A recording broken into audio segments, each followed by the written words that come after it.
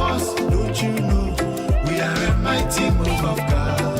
They have no clue, so they talk. We never look, we never watch, making moves. Oh, we fly far away. That's my money for me. There's nothing impossible for him. No. As long as I make the move, his promise is coming through. What you are there, what you are, what there. What you are there, what you are, what there. Baba there for me. There's nothing impossible for him. No. As long as I make the move, his promise is coming through. What you are there, what you are, what there. What you are there, what you are, what there. What you are there, what you are, what there. What you are there, what you are, what there. What you are there, what you are, what there. What you are there, what you are, what there. What you are there, what you are, what there. What you are there, what you are, what there. Skibado, sabado, sabado, shabado, zibado, skabado, shabadibado, skibado, skabado, skabado, shabado, skibado, skabado.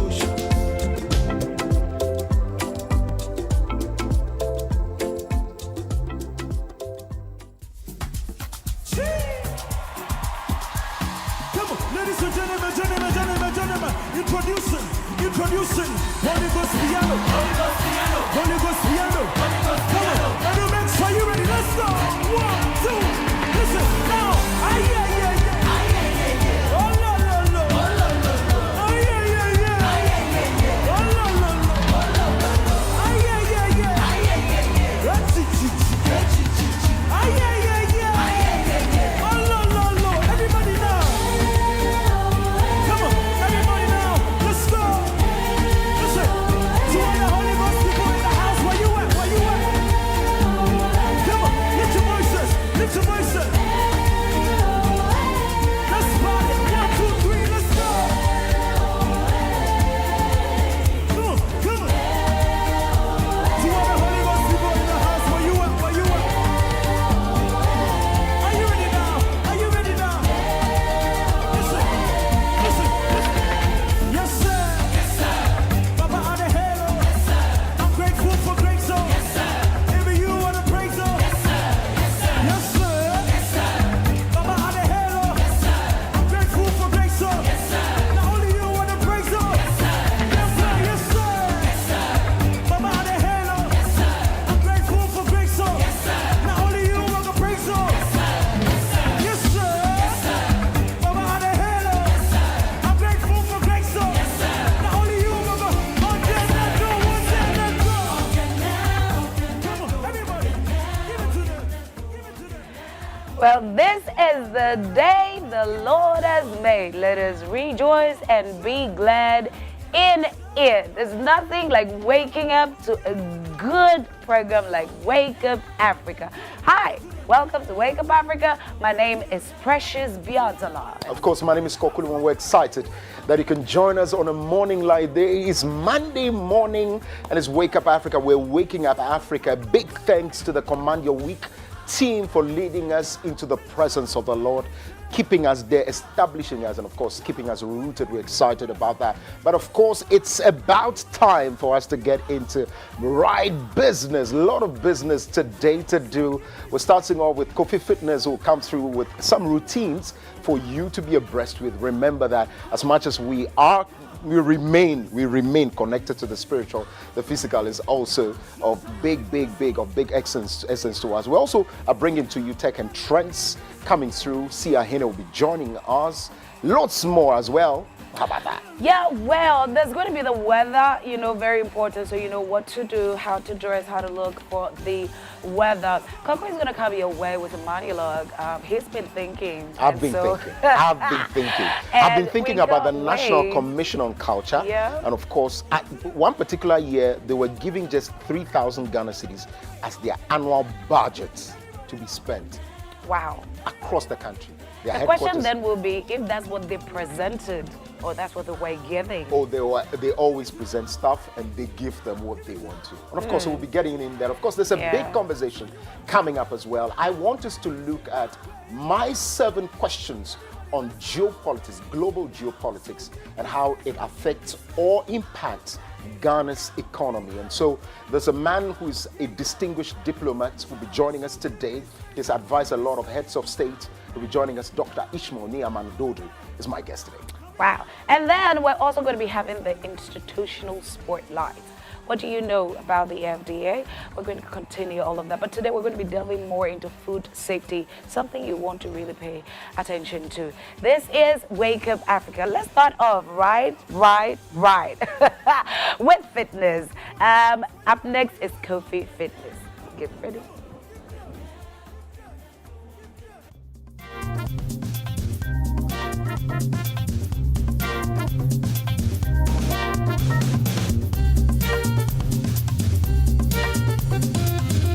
Good morning. Welcome to Wake Up Africa. It's Wake Up Fit. My name is GOtv Fitness. That's Z and Solomon. Today we're going to be working on core workouts. But first we're going to start off with some stretches. All right, so turn the arm to the left side and turn just a bit. 3, 2, 1. To the other side. 3, 2, and 1. Good. To the back. 3, 2, 1. And stretch out the other side. 3, 2, and 1. Bring your shoulders forward first. 1, 2, 3. Backwards. 2, and 3. All right. Touch your toes. Come back up. Stretch back. 1. And again. 2. And 3. All right, stretch it long and reach for your toes. 3, 2, and 1. Bring it to the other side and reach for your toes. 3, 2, and 1. All right, now squat, elbows in between your knees and push your knees out. Back straight. 3, 2, and 1. Good. All right, so we're going to start off with the workouts now. Our first core workout is the walkouts with the reaches. I'm going to show you how it's done. First, walk out, reach, then walk back up and straight. You got it, guys? All right, let's go. We're going to do 10 of those. Ready, go. Walk out, reach, and back out. 1. Good. Again. Reach, and straighten up. 2. Reach. 3. Let's go. Let's put some vim on it. 4.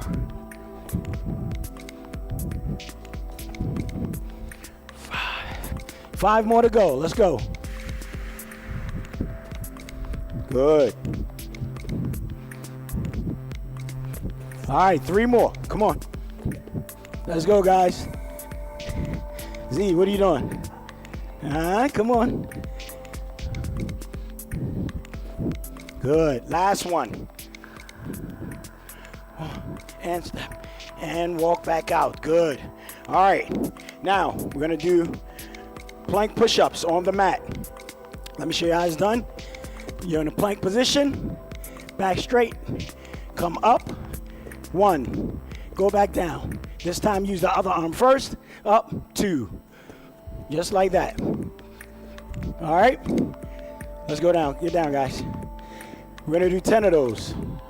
You good on that, Solomon? All right. Ready? Plank position. Back straight. Look straight forward. You got it? All right, let's go. Up and down. 1. Other arm. Up and down. 2. Up. 3. Up. 4. Up. 5. Come on. Up. 6. 4 more. 7. 8. 2 more. 9. And 10. Good job. All right, good work. Now, we're going to do mountain climbers. Mountain climbers. So that one, let me show you how it's done.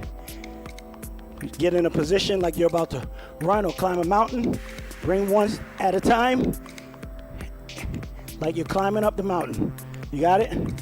All right, let's go. Ready? We're doing 10. Go.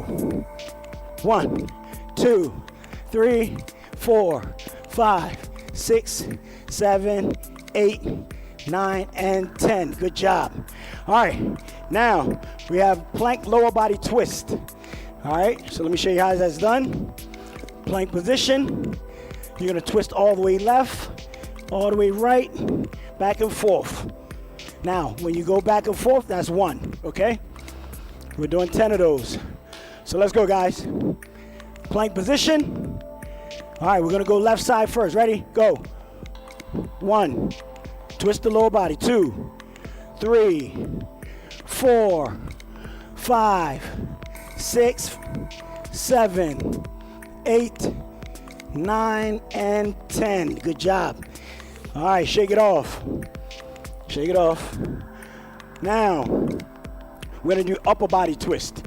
Same position, but this time we're twisting the upper body. All right, so let me show you. Plank position. Come up one way, bring it back down, and then come up the other way and bring it back down, okay? That's one way you could do it. You can modify it. Go like this and like that, okay? Choose your poison. All right, ready? We're gonna do 10 of those. 10 upper body planks. Ready? Go. 1, 2, 3, 4, 5, 6, 7, 8, 9, and 10. All right. Good work, guys. Now, we got one more, and that's the butt to heel planks. All right, so this one, you're in a plank position. You'll move back, your arms go back, your knees fold in, and then you bring it forward. 1, just like that. And then forward, 2, okay? All right, let's go. We're gonna do 10 of those. Ready? Go. Bring it back first and forward. 1. Again. 2. Let me see. Hold on. Let me see you do it, Solomon. Come on. All right, go. So now, no. All right, now, same position. Now, you're going to fold your knees in and go back and then bring yourself forward. Watch, just like this. All right? Forward and then in. Forward and then in. Let me see. Go ahead. Good. There you go. And then again. Okay, you can do the modified version because I'm sure many of our people can't do these. So do the modified version. Same on your knees. Just go back and then bring it forward. 1. Good. Again. 2. Now you at home, if you can't do the ones I was doing, do the modified ones on your knees. All right? All right, good. Let's go. Go. You owe me 4. Ready? Go. Back and forth. Back and forth. 2 more. Last one. All right, good. All right.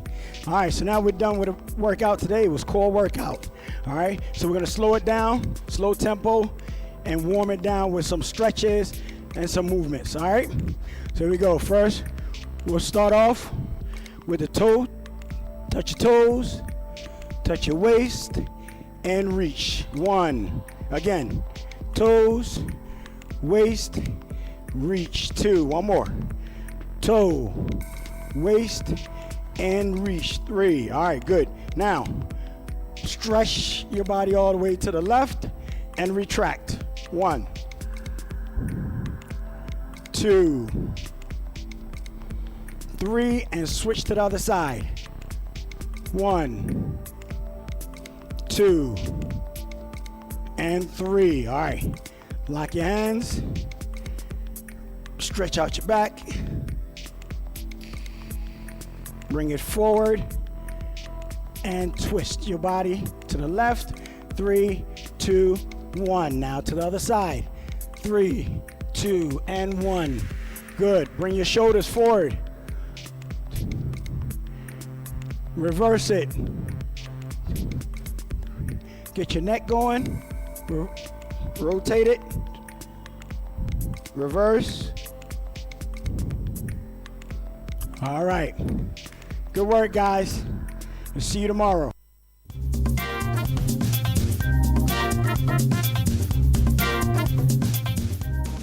We love that you stay fit all throughout, and so make sure that you come along with us on these routines. We want you to come along. We're building a constituency of very fit people, fit Christians, and so please come along with us. And that has been Kofi Fitness taking us through Wake Up Fitness. How about now? Yeah, so let's get on with the weather report, and we're joined in by the weather prophet, Mr. Solomon.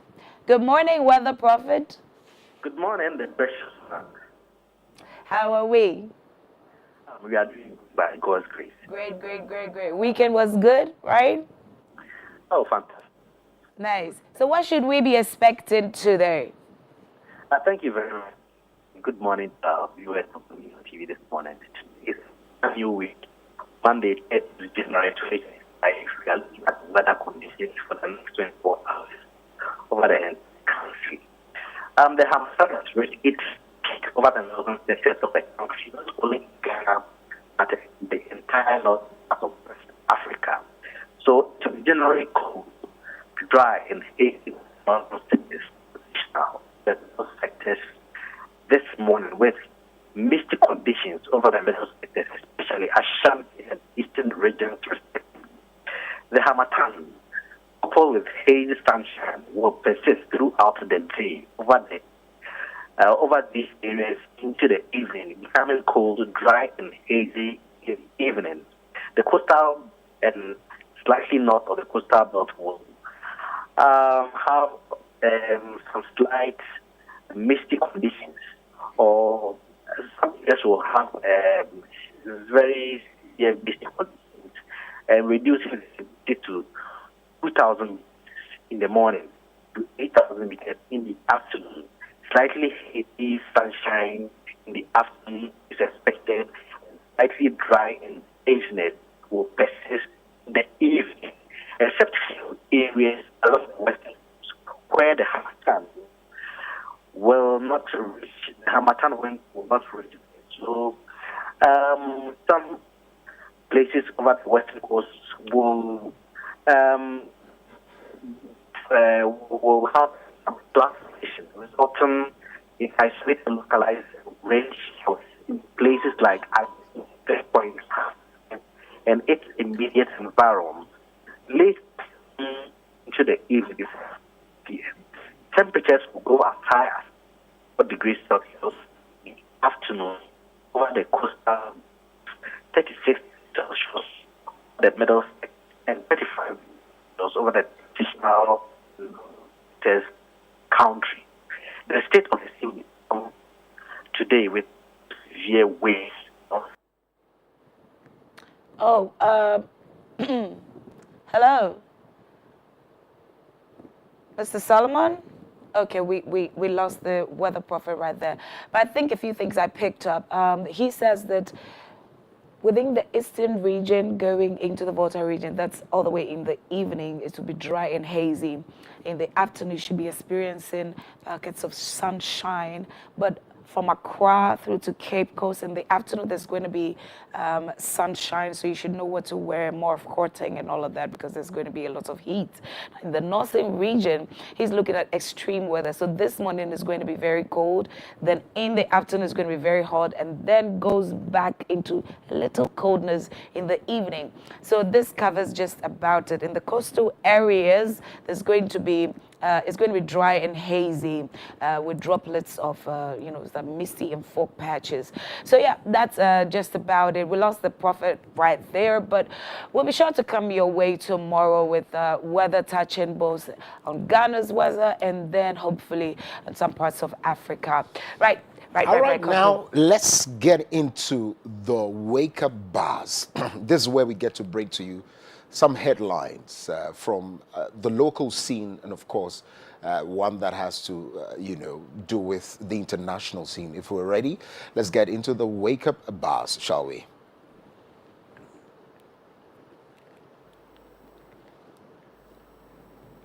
Okay, so here are the stories for the local news. UPSA Auditorium filled for National Prayer and Thanksgiving service hosted by the presidency. Yeah, so yesterday the there NDC. of course. The Yeah. Archbishop Nicholas Duncan Williams was Oh, there. yes, Papa in blue. And the prayers, it was massive. Saw quite a number of men and women of God also there. The Archbishop Ajinasari and quite a number Apostle of General. was there as well. And so a big thanks, of course, because it carried double anointing, it kept double here as well. We're grateful. Angry youths in Ejura Burn police station free all detainees after inmate dies in custody. Yeah, We're that's back. a very disturbing story. We're back again to people taking the law into their own hands. Now we understand truly where the direction is. The direction is that people will be held accountable. At least that is what the president-elect, now the president has assured us. And so I think it is only okay that we leave these things to the law enforcement and the other agencies and all of that, right? And so that's it. So the next one. Controversy over state land acquisition by NIB boss deepens as Okujeto leaks documents. Interesting. So with this story, I think you're going to be touching on it today, would you? Yes, we'll try and do that in the news very review. important. And also going to the Western region, fishermen alarmed by strange disease found in some fishes. Yes, this is a consumable. This is an everyday issue. We're talking bread and butter here.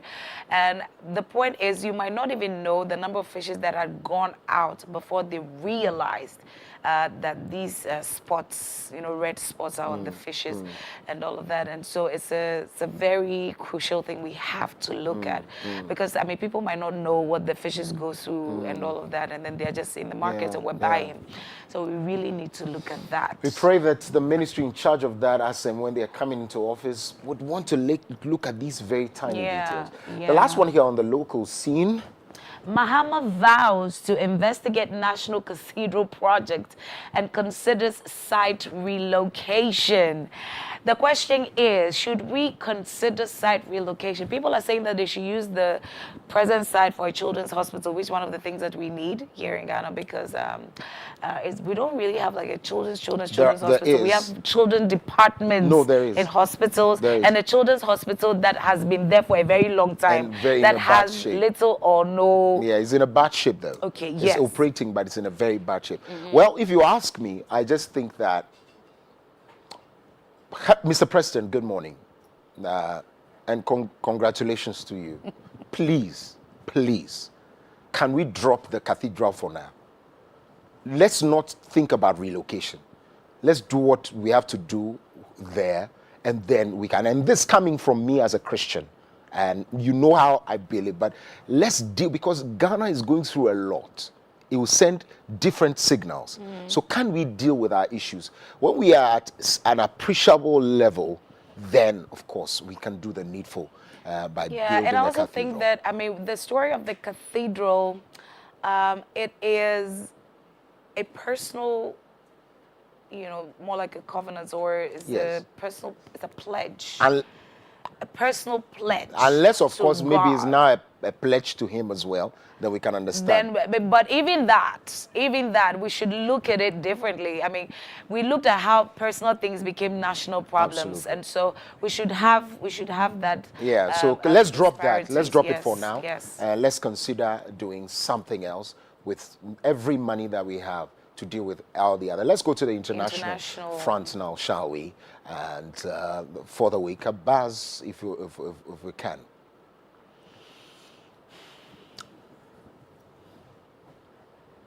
All right, so that's the very first one for the international news. Chad's ruling party wins parliamentary majority.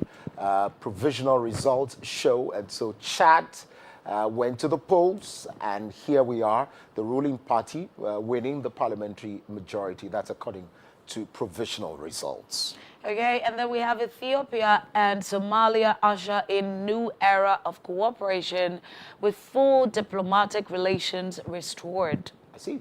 Yeah. Very, very interesting. Yeah. Joseph Aoun elected as president of Lebanon, highlighting waning Hezbollah influence, and so that's that for Lebanon as well. Yeah, even with that vote, I think I chanced on a few docs about it. It actually went through some tough time to get to that. But congratulations to him. We pray he rules really well. And then we have Mozambique opposition leader, Mondaine's passport seized. Yeah. I see. Romania protesters demand cancelled presidential election should go ahead, and that's that for international news as well. Make sure that you can also log on to a lot of sites, and of course my Dominion TV, and so we can have you abreast with quite a number of issues on the scene. Yeah, it's time for us to take a music break. Have you said thank you lately? To who? To God? People around you? Because it's very, very important. Koku, if you had to say thank you to somebody, who would you say it to? Of course. Look First at me. to God, and then to... yeah, of course. Okay, so you say apart from God. Yes. Oh, apart from God, my mother. My mother and my auntie for looking after this fine boy. my fine boy. And, I see. And quite a number of other people. Did you have to have that look? Well, I would say thank you to, Archbishop Nicholas Danton Williams for giving us this platform, making sure that the world hears of it. Of course, the First Lady as well. Yes, Lady Rosa. We take a Duncan Williams. Good morning to all of you. Yes. Family. So in a good chorus, good melody, good rhythm, let's say thank you.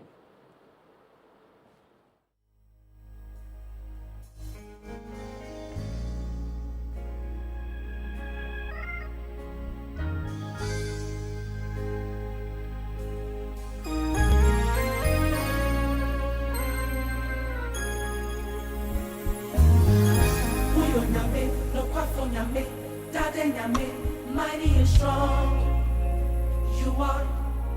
You've been with us, oh God. You've been with us, oh God, from day one till now.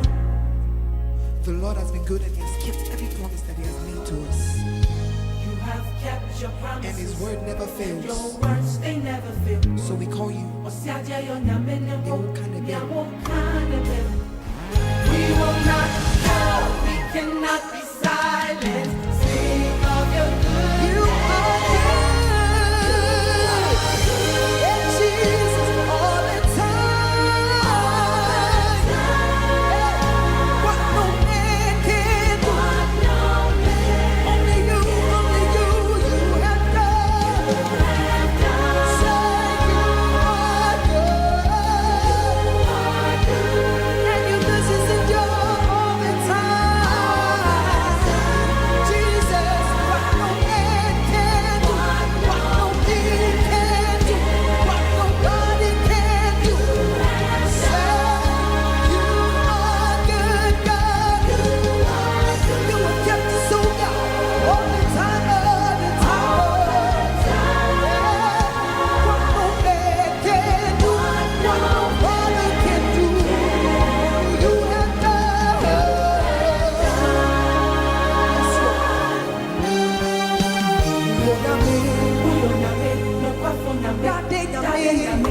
Mighty and strong, you are. You've been with us, oh God. You've been with us, oh God. From beginning to the end. You know you're a promise keeper. You've kept every word you said. You have kept your promises, and your words they never fail. We call you. So we will not go. We will never be silent. Scream, shout, you're good, God. Jesus, all the time, every minute, every second, every hour. What no man can do, what no man can do, you have done.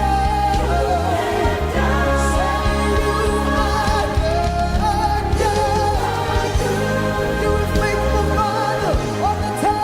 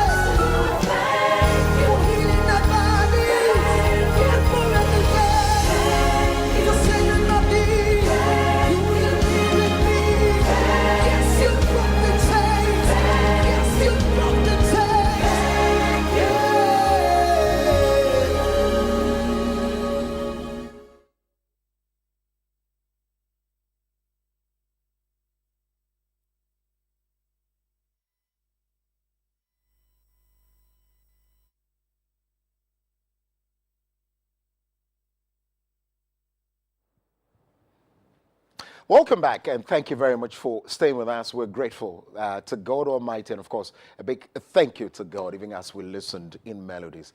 It's now time. It's a Monday, and to Monday, we've decided to say, look, this is a monologue. So Monday monologue, but it's called I've Been Thinking. And so these monologues are to probably give me the license to talk about the things that I've been thinking and how it fits with you and to who it may concern as well. And so welcome to I've Been Thinking. I've been thinking. I've been thinking about a particular agency of government. And in the next few minutes, I'm going to be showing to you why I believe that probably we have just deliberately run down this agency. The agency I'm talking about is the National Commission on Culture. The National Commission on Culture. And look at this particular one. And I want to let you understand that it was established by law. And so this particular one, and if you look at it, the establishment of the National Commission on Culture, one, there is hereby established a National Commission on Culture, thereafter referred to as the Commission, except as otherwise provided in this law. The Commission shall be responsible to the Council through the office of the Chairman of the Committees of Secretaries. And so this is a PNDC law.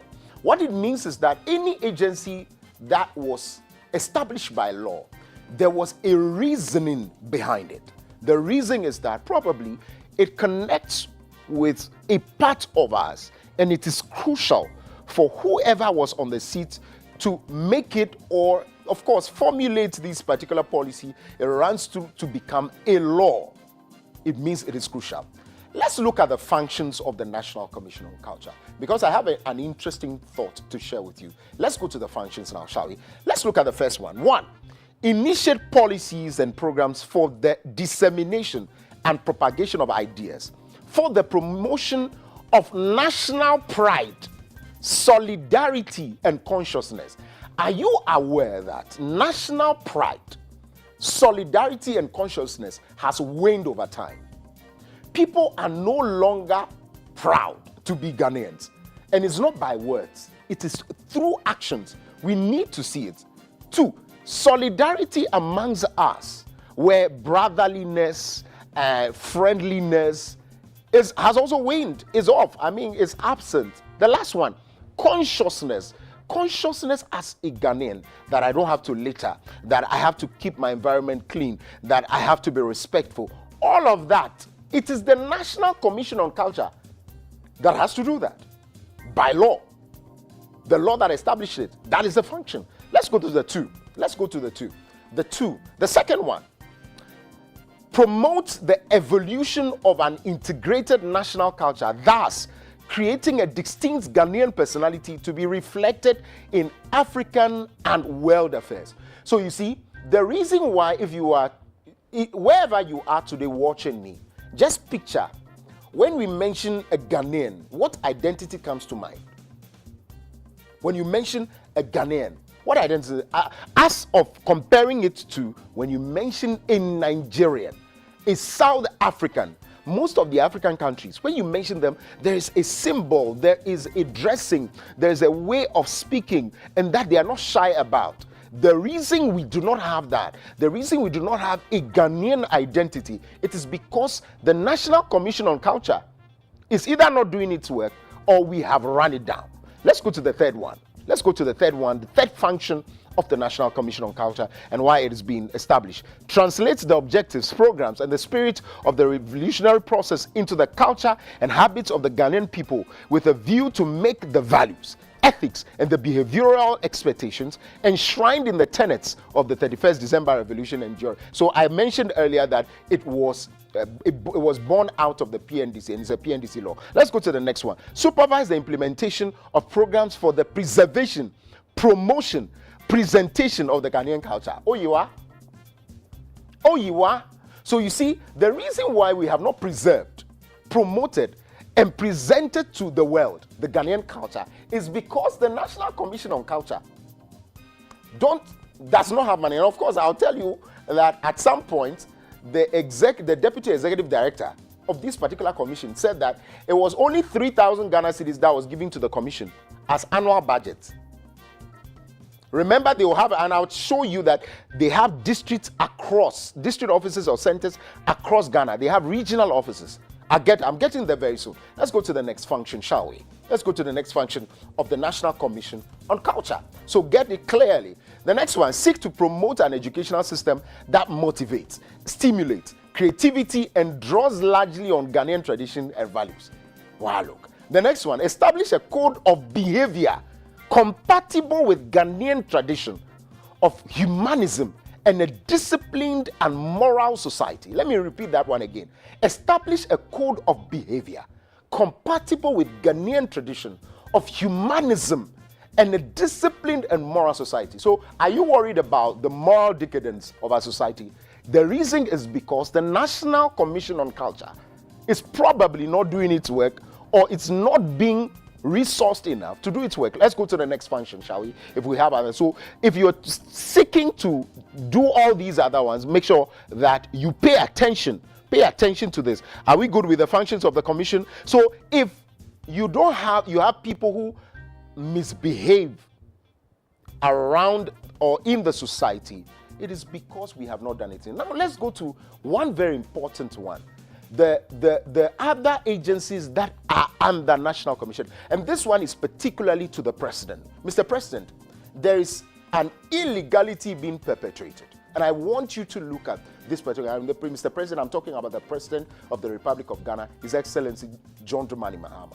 Let's look at this particular one, right? Let's go to the institutions under the National Commission on Culture, and I want us to show Ghanaians something that is a very key. Let's go to the next one, shall we? Because the reason why we probably are not having the best of the best from the National Commission on Culture is because these other state agencies have been taken away. They have been taken away, and I'm going to be showing it to you in just a minute. So let's go. Let's just go to the other agencies that has to do with the commission. But of course, the other functions are here, work in collaboration with other agencies to promote broad aims and objectives of a commission and all of that. Now, let's come back to this. The organizations under the National Commission on Culture, one, all regional and district centers, so the places you call the centers for national culture, that is under the National Commission on Culture. And we also have the regional offices. And what I read before, they are supposed to be doing that through activities, through programs, events, policies, anything that has to do with it. This, all regional and district centers. So the Center for National Culture, there's one here in Accra, a very popular one, is also under here. The Museums and Monuments Board is under the National Commission on Culture. But our findings have shown that they no longer report to the National Commission on Culture. Mr. President, there must be something looked at it, because in everything we do, as far as this commission is concerned, we've got to also draw money out of it to help the National Commission on Culture to do so. On paper, these people are under the National Commission on Culture, but in practice, it's something different. It's something different. And I'm telling you, Mr. President, please look at it. The W.E.B. Du Bois Center for Pan-African Culture is supposed to be under the National Commission on Culture. Still, as we speak, is it? No. Then comes this one, the National Theatre of Ghana. As we speak, there is a separate board for the National Theatre of Ghana. So funds through events and other things that should have helped the National Commission on Culture to do its job, it's kept at the National Theatre because there is a separate board which is against the provisions of the law. So, Mr. President, as you have taken over, we just pray that the National Commission on Culture be brought back. I am told by the people who have studied history that it was only former President Flight Lieutenant Jerry John Rawlings who was able to bring as a cabinet member the man who heads or the woman who heads the National Commission on Culture. The reason he did that was that every other policy that we have must align with our cultural values. so that whatever you see today will not happen. So even if you were bringing a budget from energy, from finance, from education, from agriculture, the man in charge of the National Commission on Culture sits in cabinet, advises the president on how all of these must align with our values, our principles, and every other thing we stand for. So much so that then we are strengthened. We have an identity as a Ghanaian. We are able to sell our culture, pride to the people outside. And so this is what I have been thinking about. That can we have the president move all of them back to the National Commission on Culture, so that the National Commission on Culture is strengthened enough to do the jobs that the law mandates it to do. Again, there was also, I think, during the former president, who is now the president, John Dramani Mahama's time, where there was a Creative Arts Council that was, that was created. Look, when I looked at their page, it is still the same thing that the National Commission on Culture does. But you see, they probably have budgets, and these people don't have budgets. The reason why we're seeing the decay in society. How about we do the last slide so that you can see the people who are the organizations that are under the National Commission on Culture. Probably that gives us a fair idea. So these are the Ghana Dance Ensemble. It's not supposed to be at the National Theatre. They are under the National Commission on Culture. Ebebe Groma, the group that goes around acting for Ghana, it's not supposed to be on its own. It's supposed to be under the National Commission on Culture. The National Symphony Orchestra is under the National Commission on Culture on paper, but in practice, they are doing their own things. Bureau of Ghana Languages and Copyright Administration, all of these organizations are under the National Commission on Culture per the law that mandates this, per the law that established it. So if we want to go back and carry out every other thing that this particular law stipulates, it is only okay that we return all of these organizations there and resource the National Commission on Culture adequately, so much so that it is able to do all the functions that I just stated. And I'm sure some of you are even surprised that the National Commission on Culture is mandated to do all of these. Yes, and more, and even more, because that is just liners, pointers. They must carry out activities, and there is budgetary allocation. Indeed, that is why even other embassies have cultural attaches, so that some of these things that you have seen are clearly implemented, so much so that when you go to the United Kingdom, you know that there's a culture, not only about their dressing, but how they do their things, keep their environment clean and all of that. It is through commissions such as the National Commission on Culture. So if we see that probably it's waned, its mandate has waned, it is because it's not properly resourced. And so that is what I have been thinking about. I'm sure you have been educated, and I'm sure the president also has seen this, and we will like him to return all these organizations by law, just as he stated.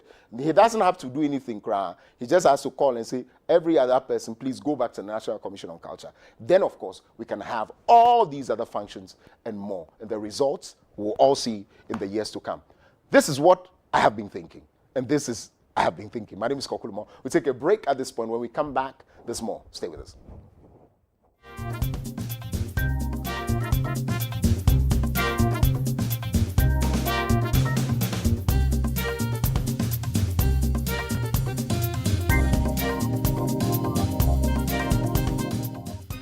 Welcome you to Wake Up Africa Morning Show. If Africa has ever needed to wake up, it's now. I promise you that this Wake Up Africa Morning Show will impact your life. It will illuminate you. The Bible said that thy word is a lamp to my feet and a light to my path. You need this insight. You need the understanding required to make all the difference in all of our lives. I want you not just to tune in to the Wake Up Africa Morning Show, but I want you to be a sponsor. I want you to partner with us as we take this Wake Up Africa Morning Show, the inspiration it brings, the impact across all Africa, to homes, to individuals impacting lives. Join us to make a difference. It is said and believed that in this life, what you do to change the life of others matters than what you acquire for yourself. It is believed that it's not what you have, what you possess that matters, but the difference you made in the life of others. I believe as you partner with Wake Up Africa Morning Show, you'll be joining us to make a difference in the life of so many people out there. Partner with us, and every time we touch a life, you are blessed. Every time we impact a family, you'll be remembered for good. God bless you. Looking forward to partnering with you and tuning in to Wake Up Africa Morning Show.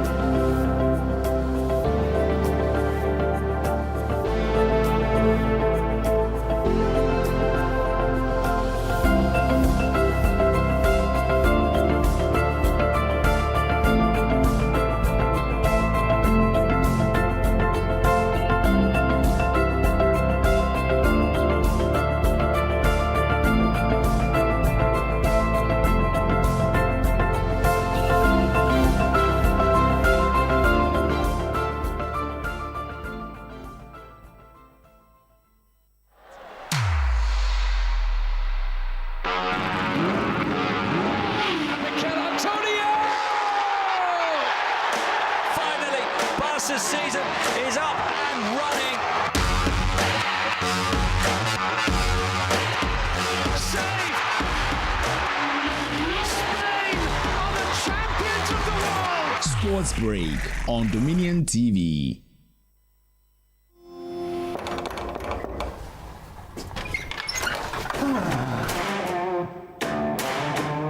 I wanted to make it a surprise. Why?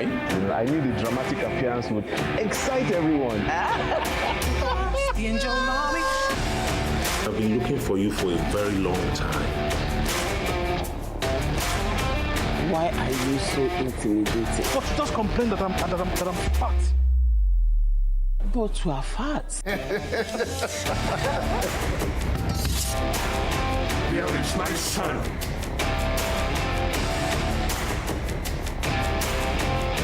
Give me what I want and I will set you free. Stop! Jesus has set me free. Yes, Lord.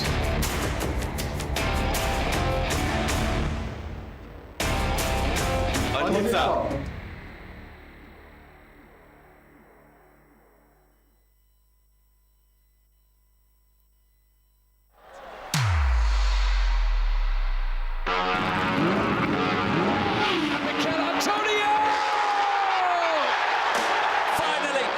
The season is up and running. Save! Spain are the champions of the world! Sports Break on Dominion TV. Prayer is a daily necessity for daily triumph.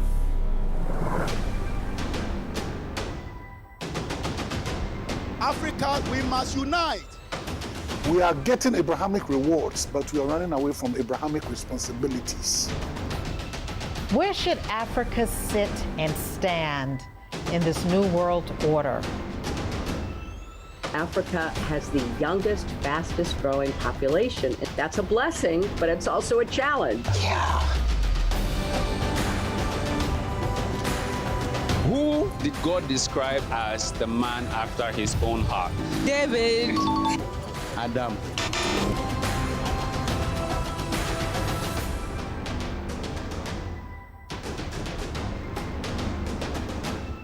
My experience, nothing short of amazing. I never believed I'll be able to do this. Dominion TV's Emerging Leaders program has taught me skills about marketing in a corporate setting. My name is Danny Glover, and you're watching Dominion TV.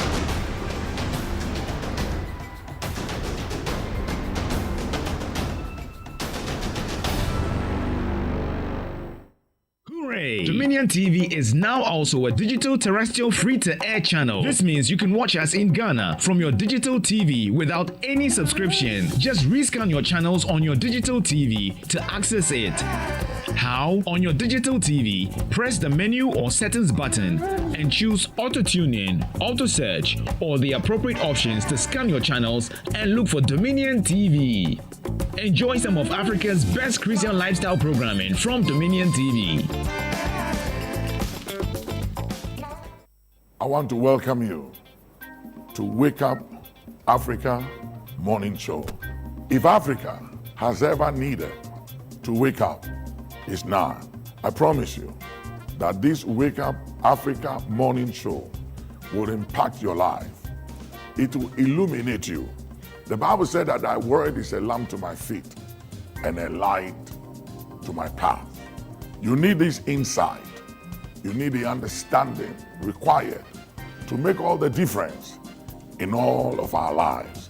I want you not just to tune in to the Wake Up Africa Morning Show, but I want you to be a sponsor.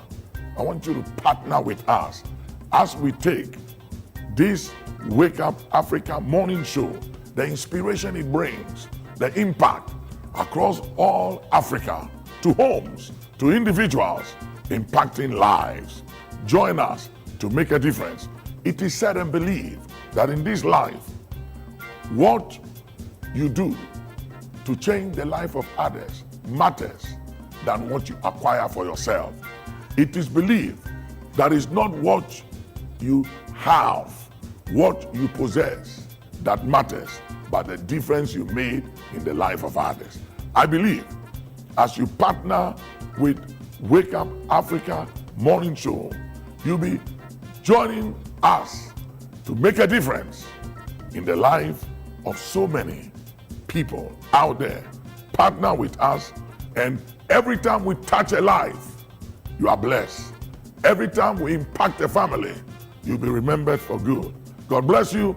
Looking forward to partnering with you and tuning in to Wake Up Africa Morning Show.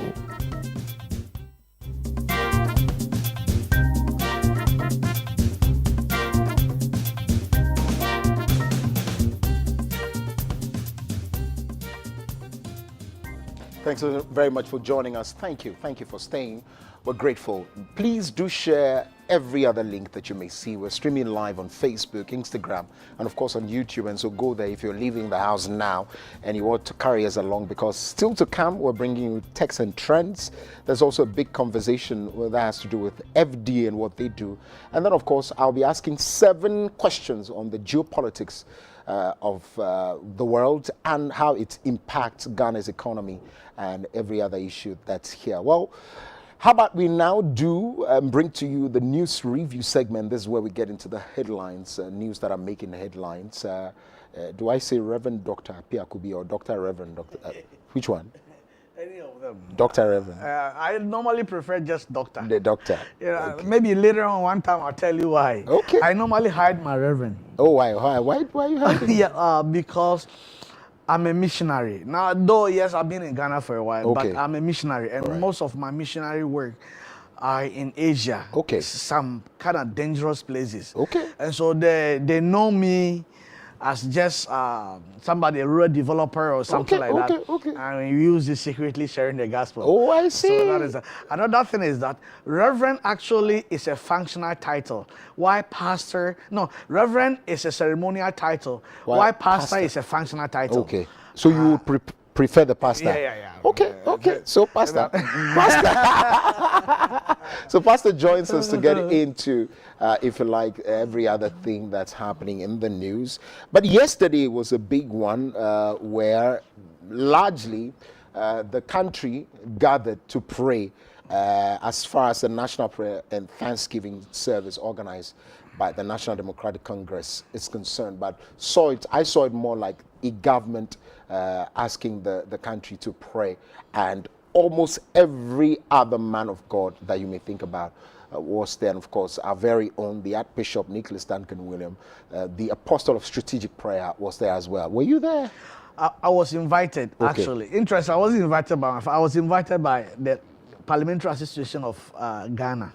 Honorable Bejra. Oh, I see. Yeah, but I wasn't able to go because, remember we have the coalition, the one who wrote the bill for the LGBT thing. Okay. So myself, Apostle Pukunina, and Lawyer Fuamonin were invited. They called me, but my son was at mentor final, so I couldn't go. You needed to I be needed there. to go and make some noise.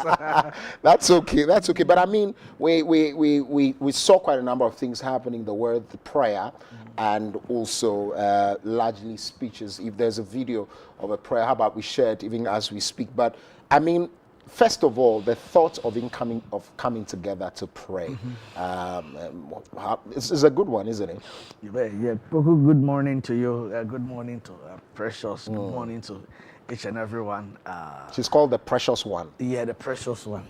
And indeed, last Friday she showed that she's a precious one. Last Friday your show was one of the best shows you've ever done. Wow. The song, this thing, how you were in the spirit. I wasn't. Yeah, I'm telling you, I thought you were going to vanish actually.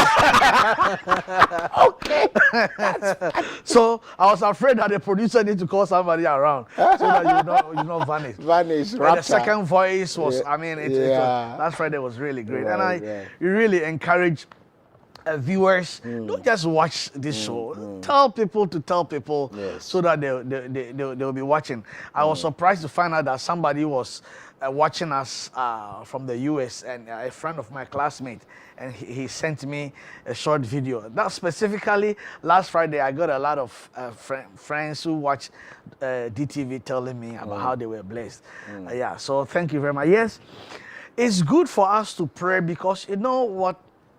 I saw President Mahama before election, how he kept on engaging pastors, how he kept on engaging men of God.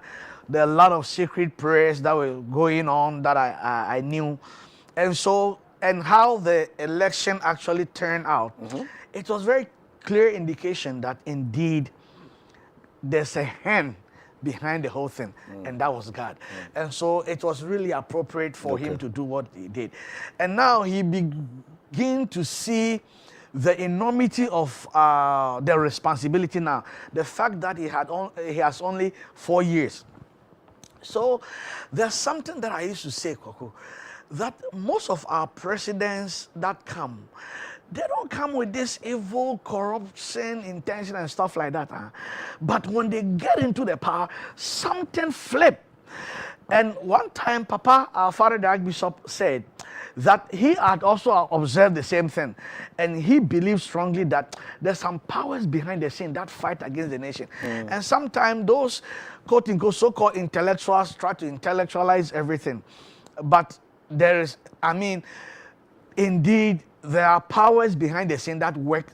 And so I'm grateful. In fact, I wrote an article that I think is going to be distributed to the entire body of Christ because of where it has reached so far. That if the president is talking about 24-hour economy, we also are thinking about 24-hour prayer chain for the government. I see. And, I sent it to lawyer. I sent it to Dr. Lawrence Tete. I heard that it has reached some serious leadership of the church that they want to. In fact, they have sent it back to me that to put certain things inside, to massage it and send it back to them. And yesterday it was right. I see. Interesting. Also there was a mention of some investigations that will be launched into the controversial National Cathedral project. And let me give you a sneak peek into that. Speaking at the National Prayer and Thanksgiving Service organized by the NDC at the University of Professional Studies, UPSA, on Sunday, January 12, 2025. He emphasized, which is the president, that his administration's commitment to transparency and accountability, this is what he said, and I quote, will soon activate an investigation into the National Cathedral project, he declared, and went on to say, I believe that we can reach a more reasonable figure for achieving such a project, and together we can raise the funding for it. Such a reconsideration for this project might even include changing the current site that was chosen for the project. And this has to do with the issue of the location of the site and whether or not it might be changed. First of all, the issues of investigations to the National Cathedral, before we go to the last bit, which of course I have a personal opinion that I shared already. Yeah, when it comes to the investigation, I mean, I know I was on one TV station and I was talking about the aura, and somebody called a pastor, and he was actually saying that, am I a pastor or am I a politician? And because the president has short term, he need to concentrate about the economy. And I'm like, what is he talking about? Recouping some of all this is also part of the economy. It's part of getting back things that belong to us. And so this most expensive, when I say certain things, sometimes people try to paint in a certain way. This is a man who came with a mantra that the battle is the Lord's. And he had had a personal revelation or whatever with God, said, I'm going to build a cathedral for the Lord. It's a personal thing. I go to the altar and made a vow to the Lord, and I say, hey, DTV, you guys come join me, pay for it. Okay, then later on, say, okay, why not? Maybe let the church rally behind it. And some of us were seriously rallying behind. Okay. Oh, yeah. Initially, we were really rallying behind. But when there was a time we realized that the politicians were controlling the thing more than the pastors, because we know some of the men of God were saying, just leave the thing to the church. Because look at Prayer Cathedral. Look at what Bishop Daki Wadbens has done. And I mean, the church can just do it. So we saw all these things and realized that now people are taking what in account. You say, they are taking advantage of the whole thing and getting certain things. At least it's alleged. But now let's have an investigation and to prove. Investigation doesn't mean that they are going to be proved guilty or not guilty. Right. So just let's wait. So Ghanaians, please chill. But how about the issue of then the relocation of the site? And so what it means is that the president has given hints of building it. Is that what I got? That is what I love most. You know what? Because all along, people thought some of us who were fighting against what was going on, that we were fighting against the cathedral. Right. Okay, not necessarily. We were fighting against, there's no a wrong way to do a right thing. That is the thing. So now, President Mahama wants to do the right thing, also doing it the right way. Okay. And so, changing of the location. Should it be reconsidered at all? I think we should just let go. Because you said that it was a personal pledge of someone. The question is it a personal pledge of this current person? This is the problem. Okay. The thing has moved from personal to national. I don't think that the president is in the position to become an antichrist. No. Remember, some of these things, there are also a little bit of political undertones. He came, that look at this, pastors are following him, bishops are praying with him, and the whole National Cathedral, which to me, again, I'll say it anywhere, that the cathedral as a cathedral itself, I really think that we don't really need it. Okay. But for certain benefits that are connected to it, if it's very beautiful, they have all these things that are talking about. The location itself, the traffic right now, Monday, around that place even now, it's crazy. So can you imagine building? I don't think so. That's supposed to be there. If they put it in a certain place, you know, Bishop Dag went to Mampong. It was a jungle, and now the place is something else. It looks like Bethlehem. I'm telling you.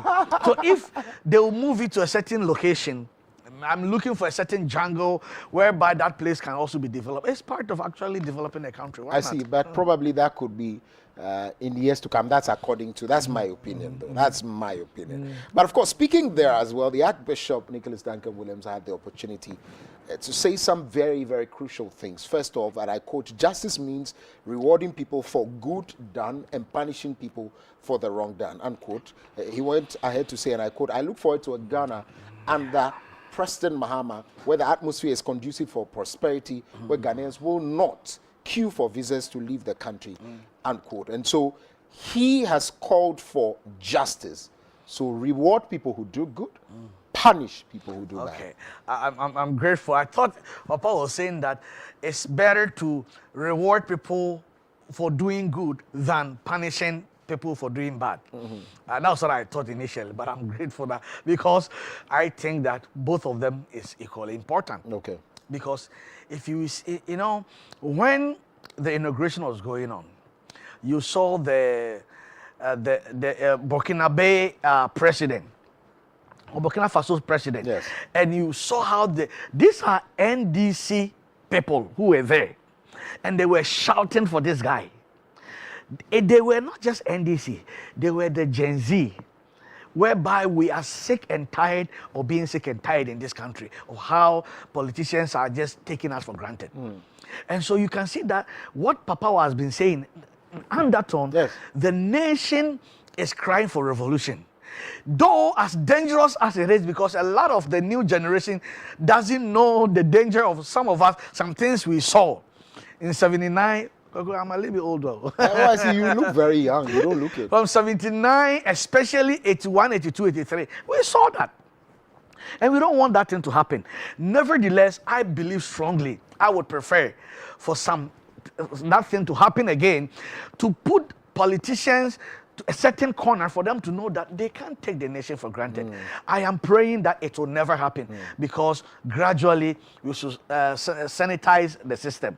Yeah, and so I really believe strongly that this oral thing they should do, they should punish people who are doing wrong, so that even God does it. He said, if I don't do that, you are quoting God. I'm sorry to use that word. It's in the Bible, by the way. You are a bastard. You see, it's clear in the King James Version.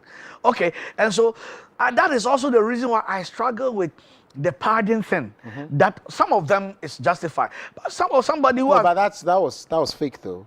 That was very fake. Okay. That was very fake. Okay, there was a communications from the presidency outgoing saying that it's fake. But no, they said it was very fake. Yes, not coming from the president. Yeah, so that's what you're supposed to say. Don't say that was very fake. Say, they said it was very fake. No, but I would have seen them out there. But of course, that's the prayer yesterday. This is from Ghana Web, and so national prayer and thanksgiving, and the Archbishop and of course, with the rest of the pastors on their feet praying fervently for the President, His Excellency John Dramani Mahama. And so let's take the prayer now. And so that's basically what it is. I mean, quite a number of people were there.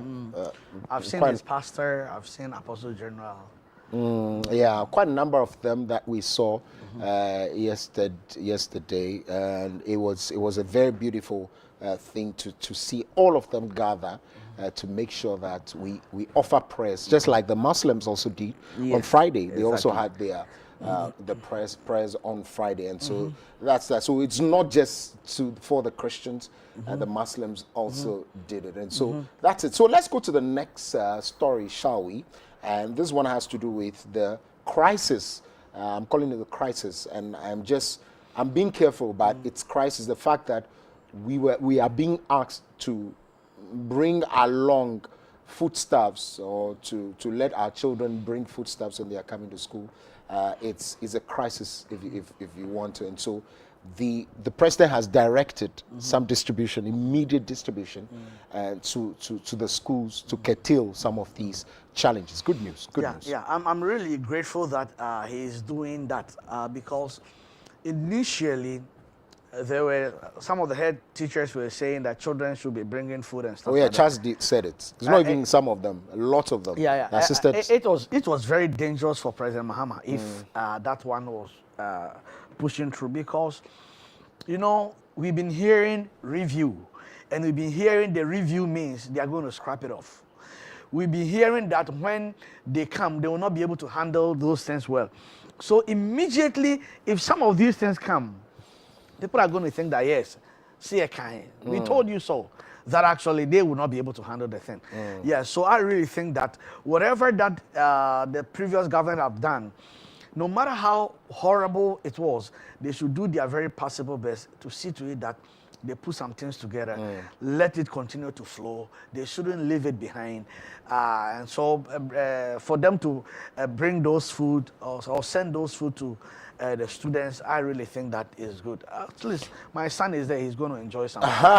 But the sustainability of save. See, there's one, it could be a knee-jerk reaction because, yes, because we need to quickly curtail so that it does not escalate. But the point is, can we sustain this? The thing has come to stay, as our president said. So they must find a way to sustain it.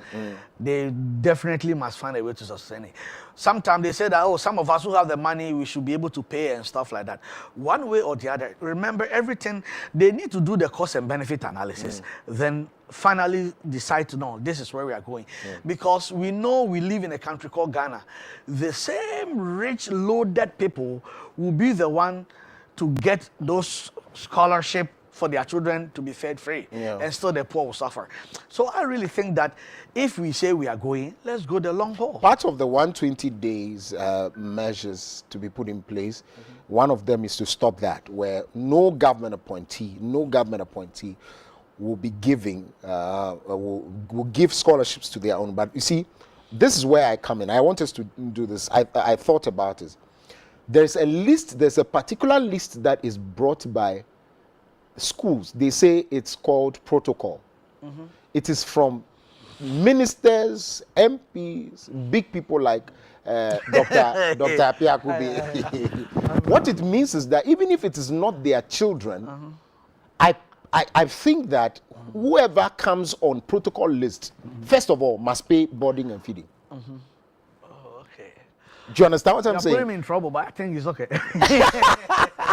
Because it is from the big people. If the person does not qualify to be in that school, and you brought the list, first of all, so any protocol list must, anyone who finds himself, so if Precious Biadela Ade is on a protocol list, you have to pay for boarding and feeding.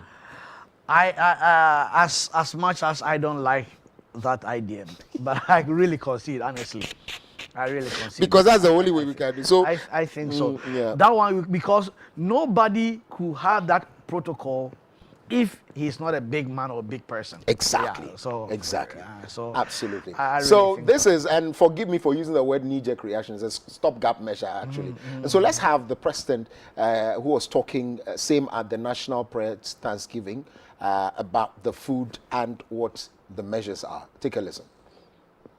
We have a challenge currently with feeding students in secondary schools, as the Ghana Education Service insisted that schools must reopen on the 3rd of January, contrary to the advice of the Conference of Heads of Assisted Secondary Schools. As a stopgap measure, I've asked the Chief of Staff to work with the Ghana Education Service to allocate and evacuate food that is currently held in warehouses in Tema, which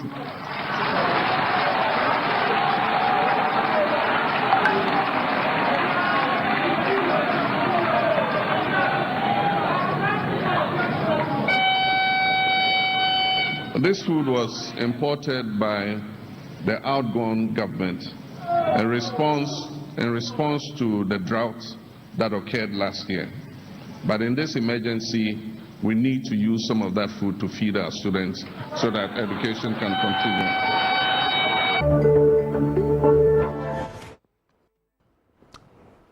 Also, that's by way of stopgap measure. So you heard it clearly. Yeah, he said it himself. Yes. So we're hoping that at least he's moving from the. You know, there are some things that are not necessarily important, but they are urgent. So let him make the urgent decision. I see. Finally, before we let you go, any final thoughts you want to share with us? Yeah. Again, I'm very grateful for being here, but I want to say there's something that actually that was is even part of, I think, but because of time we couldn't talk about it, and that is the fishery problem that we are having. Indeed. And I'm almost a fisherman. The diseases that we were saying that is strange. I immediately I saw that one. I checked, and you know, I really think strongly that it's a certain infection. I forgot the name a little bit. I think it's Aeromonas or Aeromonas infection. Okay. Yeah, that normally it comes by contamination of water. Okay. And since it's from the western region, that was the first thing that came to my mind. So when I was reading it along the line, I saw where they were talking about galamsey. Then I'm right. Right. Yeah. So I'm praying that thing. So we have begun to see, if you like, the effects of whatever it is that we have done. When we're seeing it and people thought that it was politically expedient, it will inure to party whatever. Now we are seeing it, and it will end up on the plates. And some of them hot water, the hottest water, even the hellfire, might not be able to kill the infections and diseases. And it goes straight into your system. Look at that. How? How? That's a enormous infection. It's so sad. The pictures on there. Please exercise if you can't. There are people who are very sensitive, so exercise viewer discretion on this particular one, even as we show you. So these are signs of where we have, and nobody can tell me that it's not, because clearly it is. Because the other cause is about the crowdness of fish that causes that. You know, people. Let me make it very simple to especially people who have aquarium. If you have aquarium and you have fish inside, the small contamination of the water would definitely kill them. I mean, within 24 hours they will die. Okay, so but these fish are actually stronger, and that's why they are getting that infection. So I really believe so. So we hope that the Ministry of Fish or whatever they are going to call them are listening. And they'll be able to. The last Fisheries and aquaculture. Yeah, the last one I would say is that of course, you know that Papa had made me the dean of the theological seminary. Oh, I see. Oh, yeah. It has been. Congratulations. So I greet my president, Bishop Jamsa, and we are saying that, you know, enrollment is now ongoing. And Absolutely. so DTV being our this thing, please, people come around and let's train you people. And I see. And so we are going to be giving you an invoice as well for you. So there's a marketing and salesperson here. That's Mr. Benjamin Komitewe, and so probably would have to talk to you, and that we know how to quickly streamline it, so we get onto it, so that we can advertise largely for you. But I will give you invoice as well, and a very big discount. Absolutely, a big like discount. 99% discount. No, that one no. But of course, a big thanks to you, Dr. Apia Kubi, for joining us. He's a development expert as well, but also preaches the word of God as a pastor with the Filipino church. Forgive me. So thank you very much for coming. God bless you. Well, up next is Tech and Trends, or Trends and Techs, Techs and Trends and Trends and Techs, Techs and Trends. Oh, come on. I'm excited about Monday. Precious behind the line standing by to tell us what's up. Text and trend. What's happening in the world of technology? What do you know about the apps that are coming up? How to go about it? How do you get tech survey so that your children will not come up and say pay for Joe and then pay for Gra and pay for fee, and then you're out just going about and spending money. So we're going to keep you updated on what's happening in the world of technology, and also what's trending. We're talking entertainment. We're in a Christian kingdom. kingdom. And so lots of things are going to be happening. And so we'll be having C. Ahene talk to us about what's happening. I know that she's ready and poised this Monday. Yeah, a few things that I would actually recommend as Christians in the kingdom. We should be looking out for programs that would make us come alive. You know, if it's a music program, it has to be a music program that would keep your spirit up, because music is magic, and good music is good magic, and that's needed for your week. And I also know that there are lots of programs that's coming up. The Archbishop should be in the United States pretty soon. There's going to be a prayer summit, and that's one thing you need to be a part of. Prayer is a daily necessity. I wish I could say it in his voice tone. Prayer is a daily necessity. And so it's very important. You need that. And so you should log on to all of that. I'm also sure that the 20th of January, we're going to be seeing Africa put on the spotlight, represented proudly by Nathaniel Bassi in the inaugural breakfast meeting. And I think I saw a few videos about that. He was saying that he had a call, just a random call from the US, and the call said, why not? The Lord told me to call you and to actually, you know, come and release glory over America. And that has been it. So let me leave the Kokonsa for Sia Hene to continue. My girl, Sia Hene, good morning.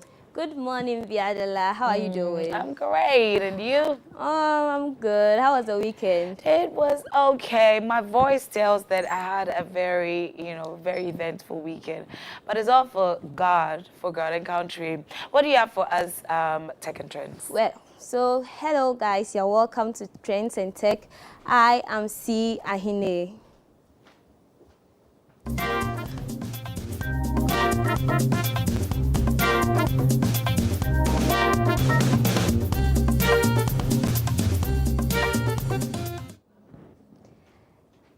Hello guys, let's dive in straight. So Biadela, I thought I'll be seeing you at the National Prayer and Thanksgiving service. I thought I'll see you back in Joe Metal, Uncle Latu, the Harmonious Choral. I thought I'll see you there. What happened? Well, you didn't invite me. But I was also praying for the president in my little corner. You know the way Bible says, let your light shine, so the world will see and give glory to your Father.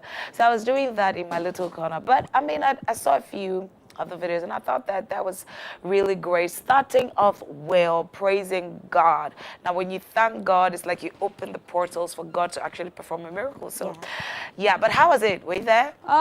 It was awesome. I couldn't be there, unfortunately, but I was watching it online. I was watching it both online and even at home. So we had gospel artists ministering. We had the likes of Uncle Latu, Minister Joe Metal, Francis Amu. We had the Harmonious Choral being the main choir around, and they were ministering back to back.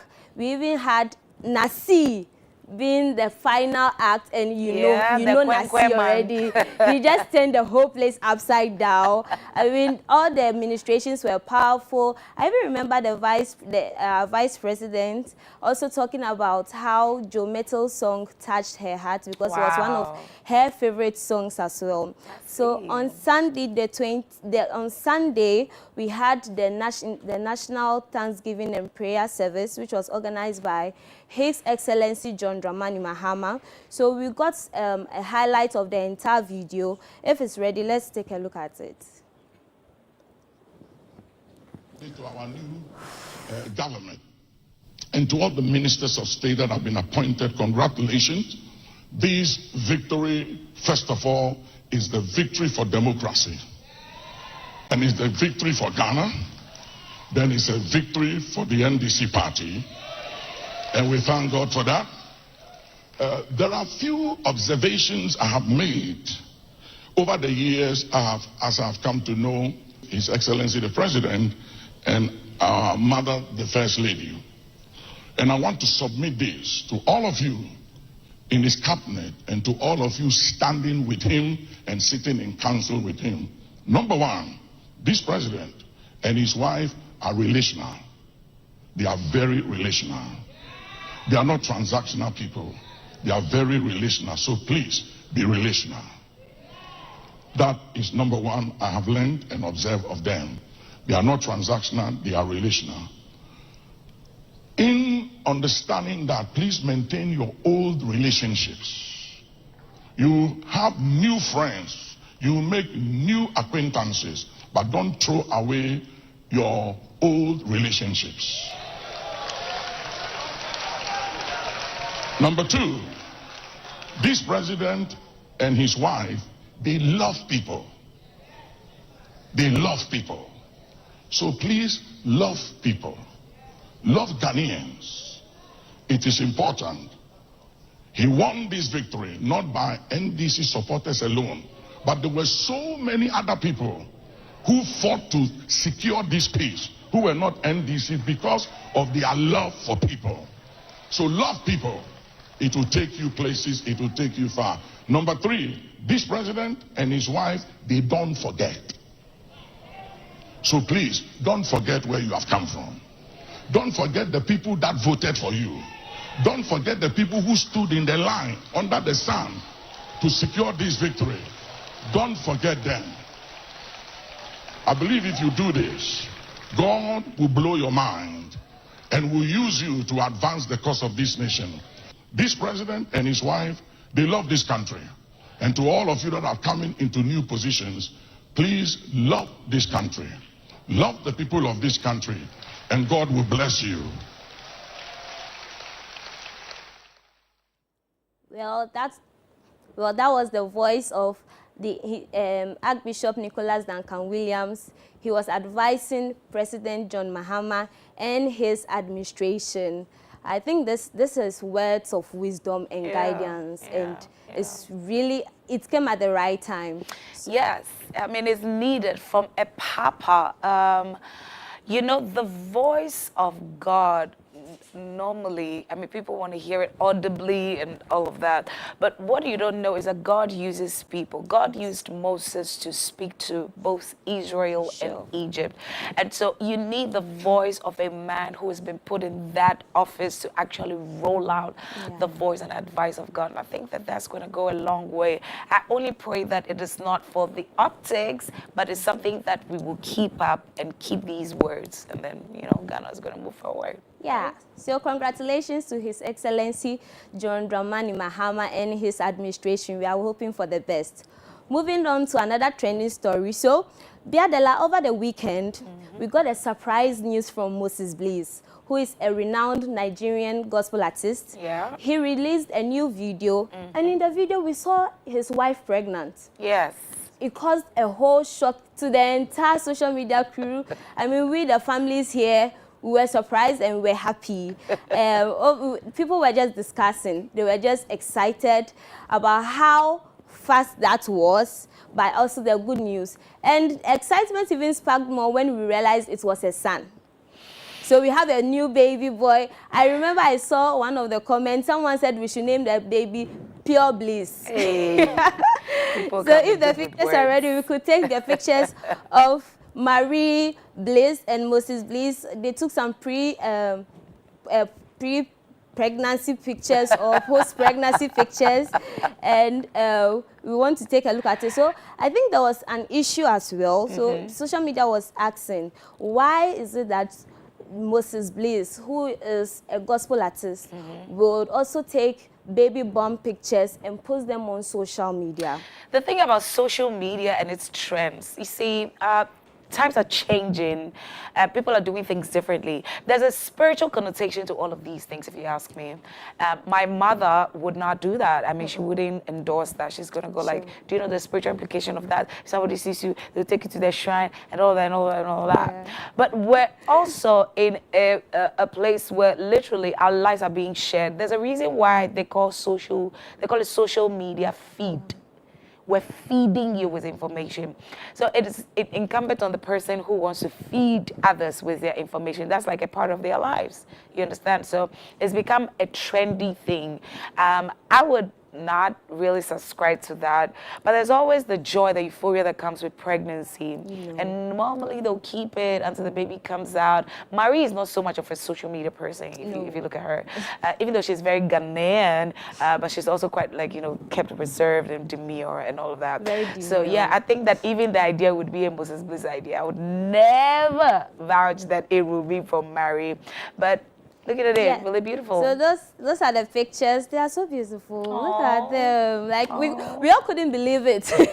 Like I remember someone was saying, "Hey, finally Moses Bliss is a father." Yeah. He was like the daddy where they pamper. This time he is going to pamper well. And I also saw Moses Bliss. He wrote on his Instagram feed. He was like, "Finally, I can call my baby our baby." Wow. You get it, Yeah. and you can just tell the excitement and how grateful they are. Yeah. So moving on to the next story.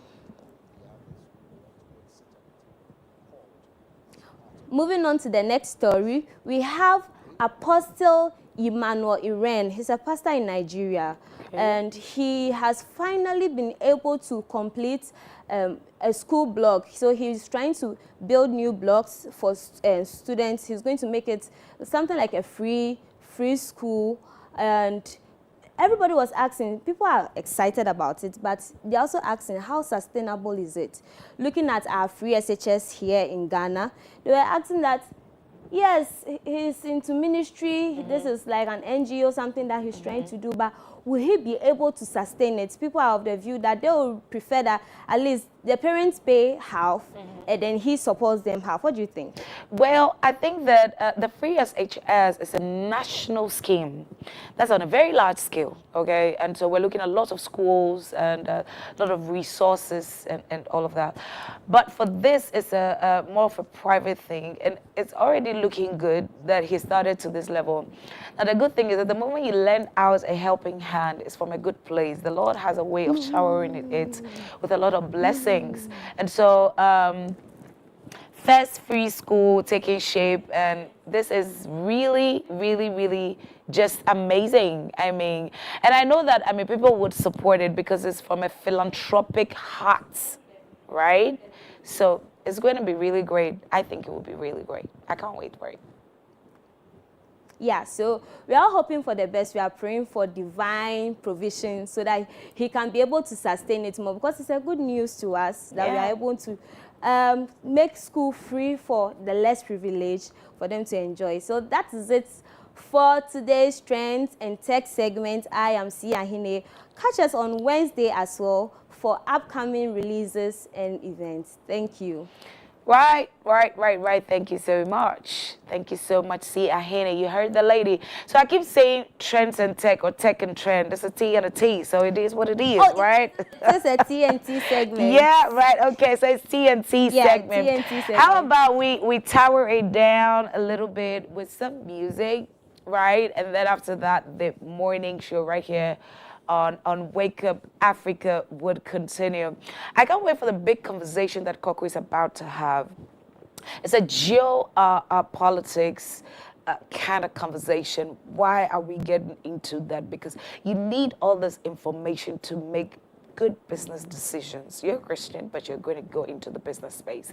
Anyway, now you need to know these things so that it also helps in your decision making. And we need all this information also so that when somebody has to go to school, we know which area that you need to go to and how to actually fix the problems right there. People have all these issues but don't talk about it. And so there's the whole geopolitical issue that we need to delve deep into. What's happening in the political space? What's happening in the agricultural space? What's happening right here in Africa? How are we juxtaposing our development to that of the world?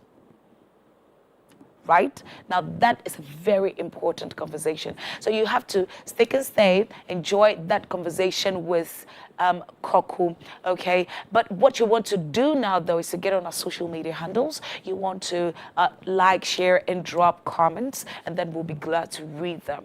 Nathaniel Bassi, the anointed man of God, who is being blessed to actually sing at the upcoming breakfast, inaugural breakfast meeting, is up on a very beautiful music. Ride on those waves whilst we come back.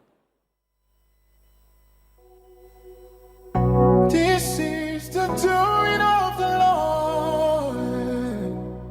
My eyes have seen the goodness of the Lord. I can't explain His mercies every day. Testimonies all around. This is the doing of the Lord. This is the doing of the Lord.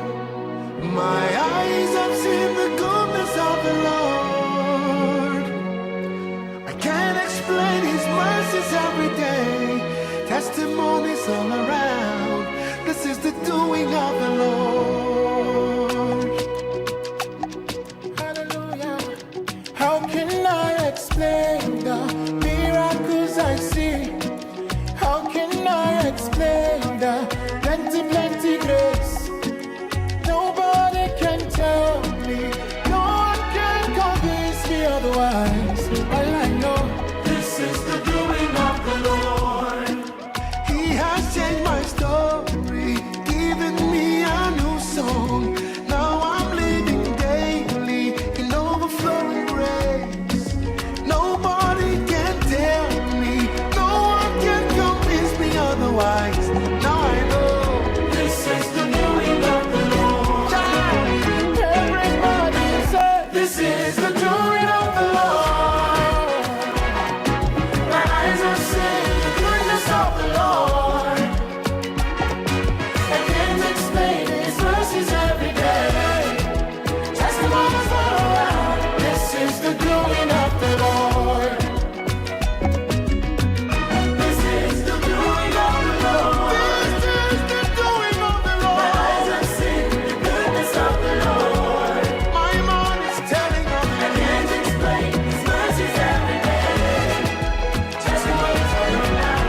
This is the doing of the Lord. Hallelujah. How can I explain the miracles I see? How can I explain the plenty, plenty grace? Nobody can tell me. No one can convince me otherwise. All I know, this is the doing of the Lord. He has changed my soul. Once upon a time, I was down and out. Now I'm living daily. Overflowing grace. Overflowing grace. Nobody can tell me. No one can convince me otherwise. All I know, this is the doing of the Lord. This is the doing of the Lord. See what the Lord has done. My eyes have seen the goodness of the Lord. I can't explain His mercies every day. Testimonies all around. This is the doing of the Lord. Thank you, Lord. I can't explain His mercies every day. Testimonies all around. It's the doing of the Lord.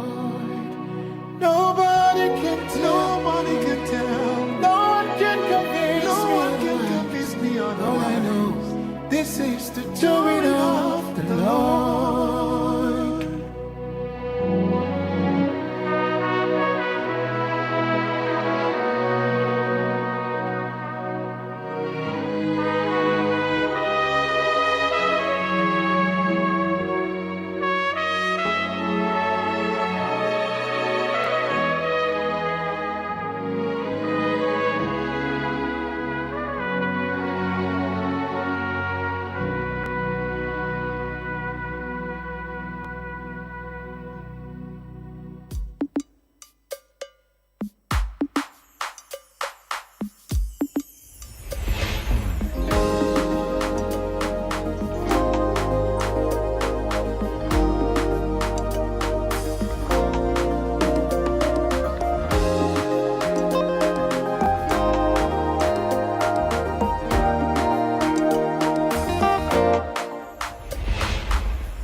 You are the God of signs and wonders.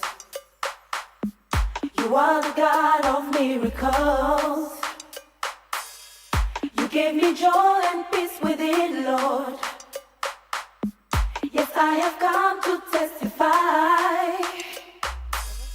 No one can do the things you do.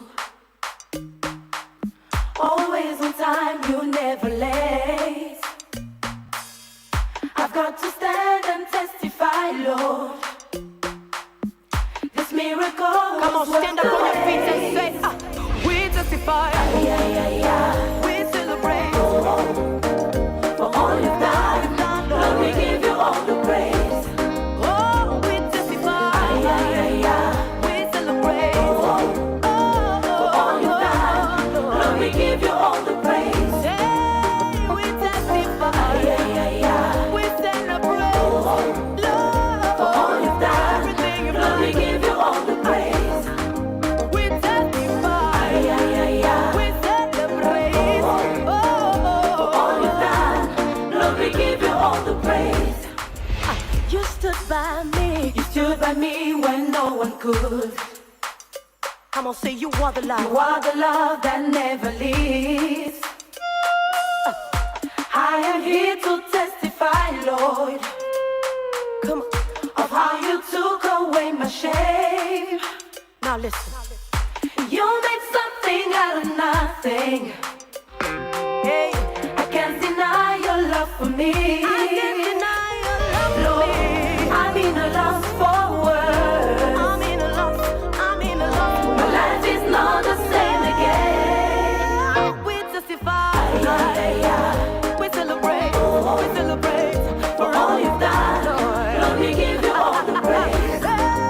We testify. We celebrate. Yeah. For all you've done, Lord, we give you all the praise. We testify.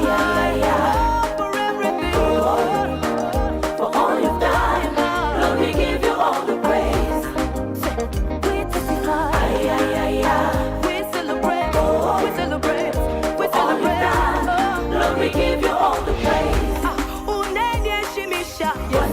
This is my day of victory. For everything you've done for me, I gotta stand and testify. This is my day to celebrate. For everything you've done for me, I gotta stand and testify. I gotta dance and testify. Come on. Come on.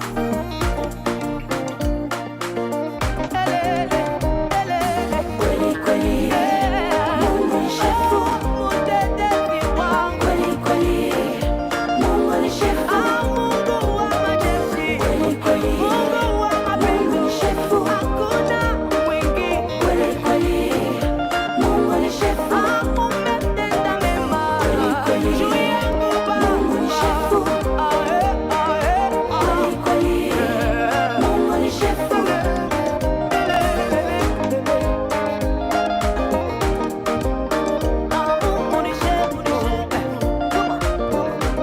Now let's dance. Come on, everybody. Come on, all together. Oh, for all you've done for me, I give you praise. For all you've done, Lord, we give you all the praise. I give you praise. I give you praise. For all you've done, Lord, we give you all the praise.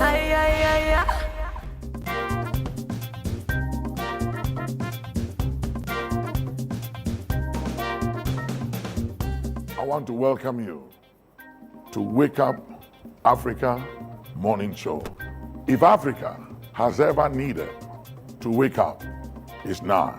I promise you that this Wake Up Africa Morning Show will impact your life. It will illuminate you. The Bible said that thy word is a lamp to my feet and a light to my path. You need this insight. You need the understanding required to make all the difference in all of our lives. I want you not just to tune in to the Wake Up Africa Morning Show, but I want you to be a sponsor. I want you to partner with us as we take this Wake Up Africa Morning Show, the inspiration it brings, the impact across all Africa, to homes, to individuals, impacting lives. Join us to make a difference. It is said and believed that in this life, what you do to change the life of others matters than what you acquire for yourself. It is believed that it's not what you have, what you possess that matters, but the difference you made in the life of others. I believe as you partner with Wake Up Africa Morning Show, you'll be joining us to make a difference in the life of so many people out there. Partner with us, and every time we touch a life, you are blessed. Every time we impact a family, you'll be remembered for good. God bless you. Looking forward to partnering with you and tuning in to Wake Up Africa Morning Show. Hooray! Dominion TV is now also a digital terrestrial free-to-air channel. This means you can watch us in Ghana from your digital TV without any subscription. Just rescan your channels on your digital TV to access it. How? On your digital TV, press the menu or settings button and choose auto-tuning, auto-search, or the appropriate options to scan your channels and look for Dominion TV. Enjoy some of Africa's best Christian lifestyle programming from Dominion TV.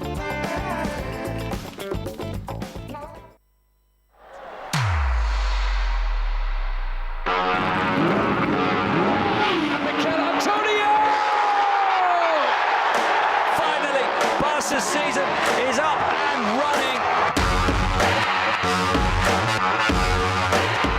Save! Spain are the champions of the world! Sports Break on Dominion TV.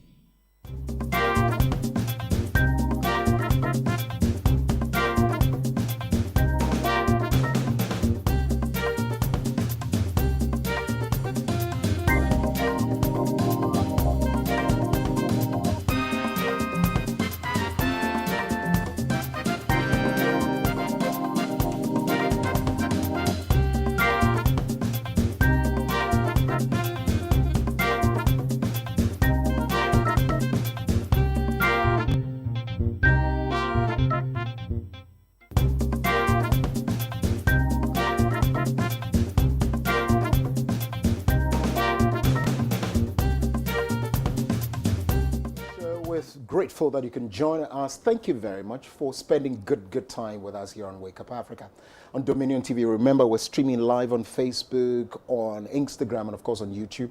Join the conversation. I want to hear what you have to say about the topics we've treated all through. We're excited about it. But this is the big interview for today, the big one. And this is by way of some 7 burning and pressing questions about the global geopolitics and how that impacts, whether negatively or positively, the Ghanaian economy, and how we need to reposition ourselves even as there's a new government in place. My guest today is a man who has advised a lot of heads of states here in Africa and the rest of the world on these issues of international relations. He is a distinguished diplomat who's done this work for so long at the highest level. I'm talking about the United Nations, in the office of Mr. Ban Ki-moon himself, and he joins us here. Dr. Ishmael Niamano-Dodu is my guest today. Thank you very much. Thank you very much indeed. Grateful that he can join us. Now, I want us to cut to the chase and straight. First of all, I know for a fact that Ghana does not have a foreign policy. How and why, I do not know. But now that there's a new government in place that's seeking to reset the country within the context of the, if you like, the formidable international institutions like the UN and, of course, the African Union, how must Ghana reposition itself by way of a non-existent foreign policy to be able to tackle the very teething challenges that we have? That's a very interesting question. I mean, the question that Ghana for so long have been implementing its foreign policy on the basis of what we are, who we are from the colonial, post-independence era, the tone that Dr. Kwame Nkrumah set up, which, invariably imprinted on the minds of many Africans what we stand for. So the Black Star It seems to be our punch for a foreign policy, the Pan-African nature of our country, and the sort of things that Dr. Kwame Nkrumah pushed in between 1950s and the 60s, asserting the value of the Africanness, looking at, African trade, integration, and so on. So those things have guided our foreign policy approach. But of course, it's important that we, as a country, we need to have structured a very coherent foreign policy that defines how we engage the African Union, how we engage the ECOWAS, how we engage the European Union, how we engage individual member states within the African continent. And so it has come to a point where we need to be very intentional, very deliberate about that. The reason being that the world is in flux. The realms of powers are shifting. If you look at globally, we have the emergence of the Chinese, the BRICS, the Russians, threatening some type of unipolar powers. You have the Eurasians actually getting together. China is dominating and leading the ASEAN countries, and then the South American countries are also growing. You have Brazil and so on. Right. Then even within Africa, we are seeing the emergence of individual countries that are becoming quite formidable, positioning themselves. Believe it or not, if you look at what Benin is doing today, trying to become the Silicon Valley of West Africa, which nobody talks about, is incredible. Indeed, we don't. Then you have the Rwandese, and then you have Botswana emerging as one of the fastest growing countries in Africa. South Africa is doing quite well in spite of the challenges they have. Nigeria has a strong potential, to become a stalwart on the continent. But look at what is happening recently. In spite of the coup d'etat situation, the policies that Burkina Faso is pushing for food sufficiency and actually food sovereignty, which I'll come back to, because there's a difference between food security and food sovereignty. It matters in geopolitics when you think about that. But seeing Cote d'Ivoire and Senegal, so we have seen countries in our neighborhood, countries that really we have had some relationship with. It's no surprising that you have, for example, the Congo DRC president coming. Are you aware that when we're fighting for independence and helping with the liberation of the African continent, remember Dr. Kwame Nkrumah said, the independence of Ghana is meaningless unless it is linked to the total liberation of the African continent.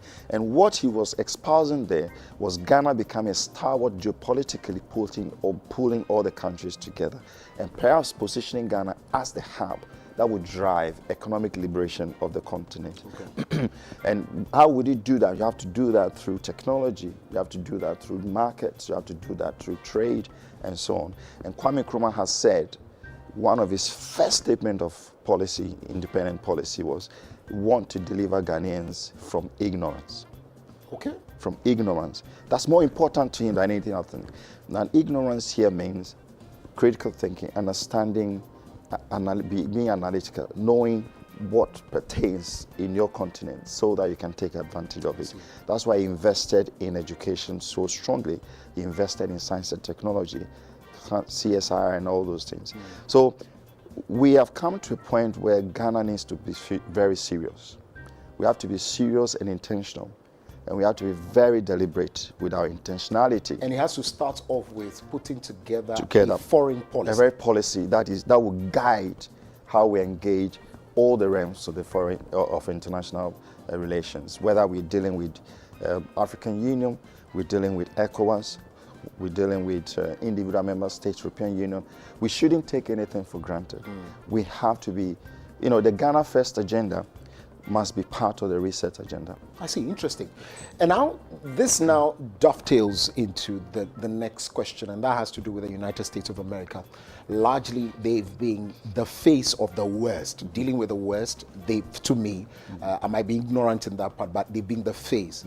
There's a return of a president that seemed to a lot of Africans as one that is indifferent about Africa. I mean, the things he says about Africa, quite a number of Africans do not like him. I'm talking about the president-elect Donald Trump of the United States of America. Now that we have had to deal with, or we are seeing a certain shift towards BRICS, we have African Continental Free Trade Area agenda in place.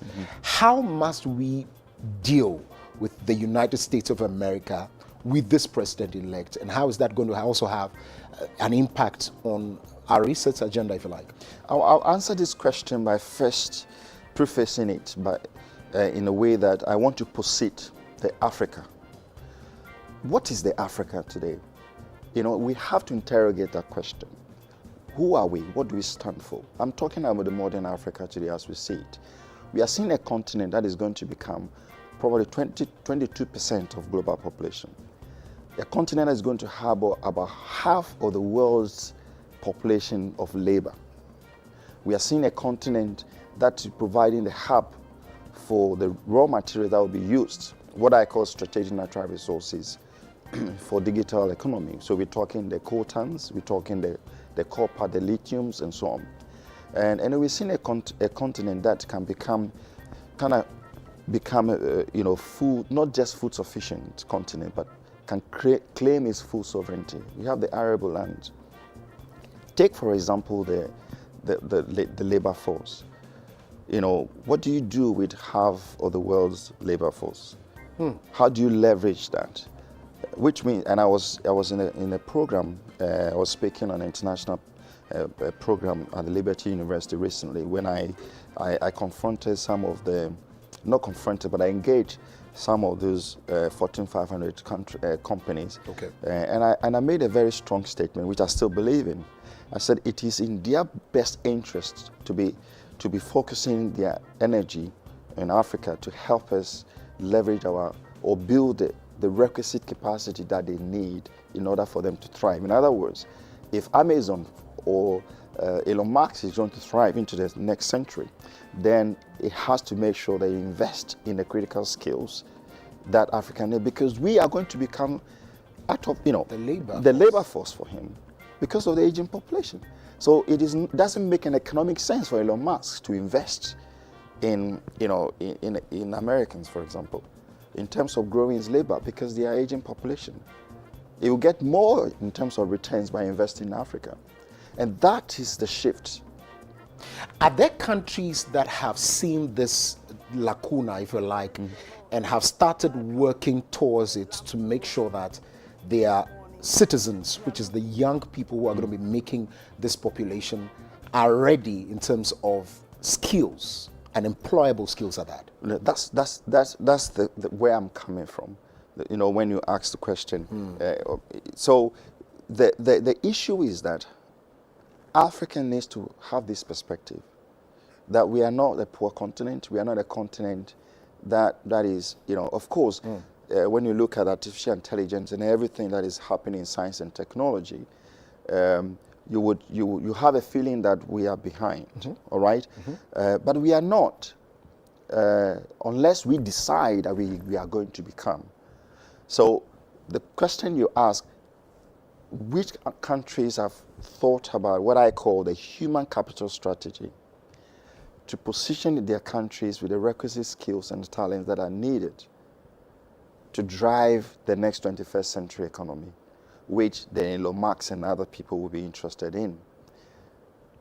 That must be the position of the continent. I see. Now, if the continent is able to position that way, critical human capacity versus our natural resources, how we're going to structure it in terms of not just selling raw materials, but the human capacity then will be able to give you the requisite skills and the content you need for value addition of the natural resources. I see. Also the case of you speaking to the Fortune 500 companies and asking them to rather invest in building critical skills comes to mind now.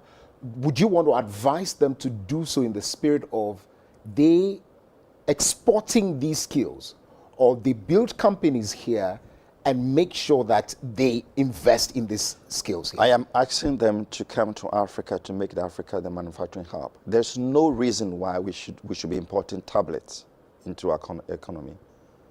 I mean, hundreds and hundreds of thousands of tablets, millions and millions of units of mobile phones. Who is manufacturing them? Who is assembling them?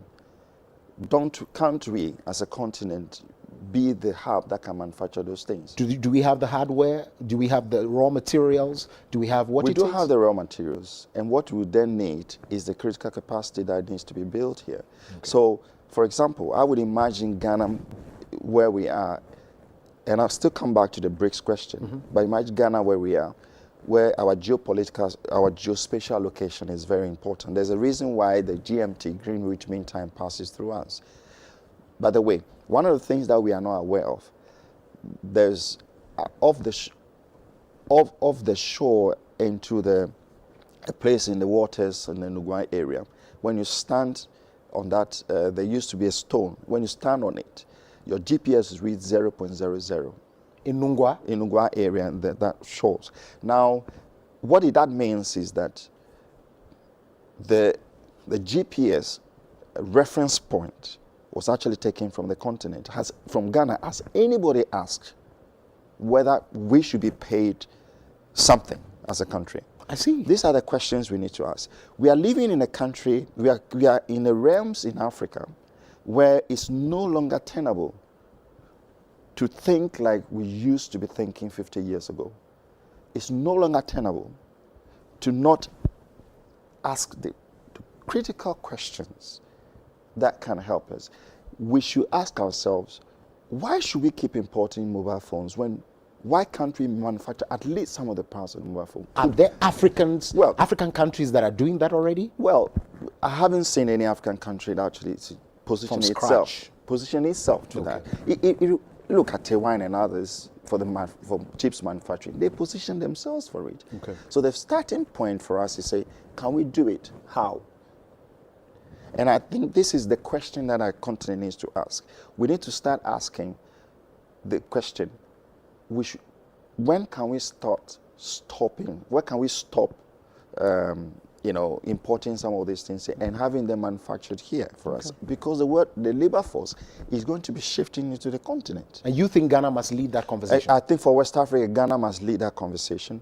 And this whole idea of a new economy that we're trying to structure, the 24-hour economy and accelerated export and all of this must be the basis of what Ghana should be. Ghana needs to have a very strong industrialization policy, a very strong human capital strategy, not educational policy. We need to have a human capital strategy.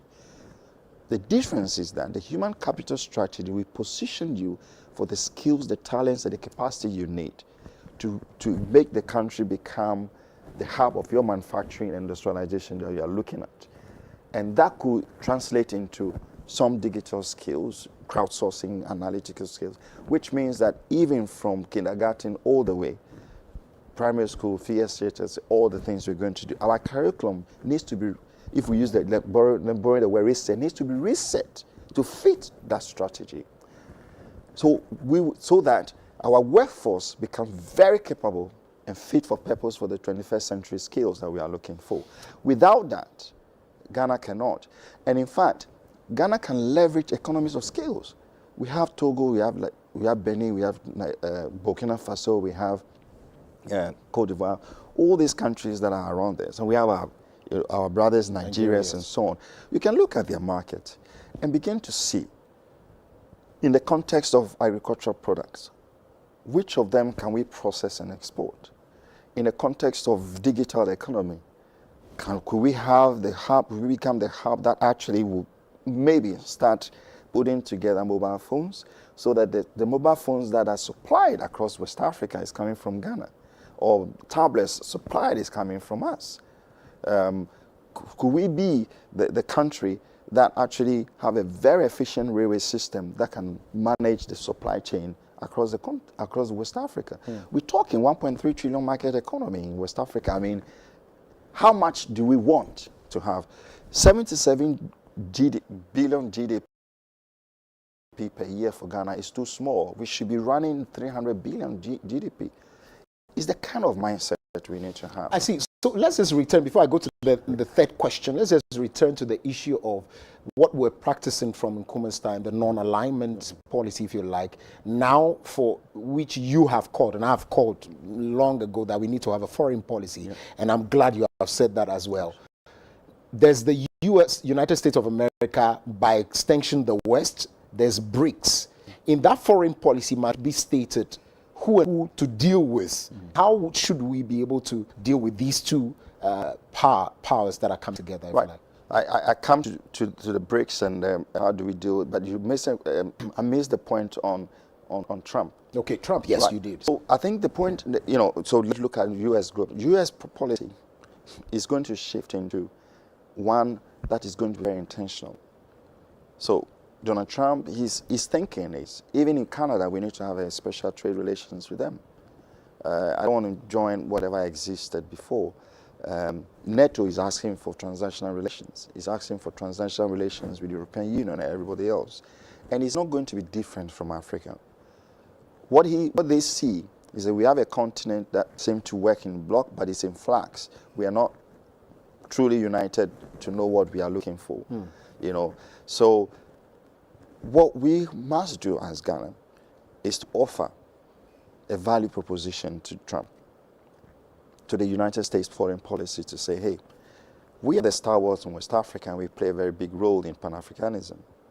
And these are the key areas that we want to engage in with you in terms of your American foreign policy.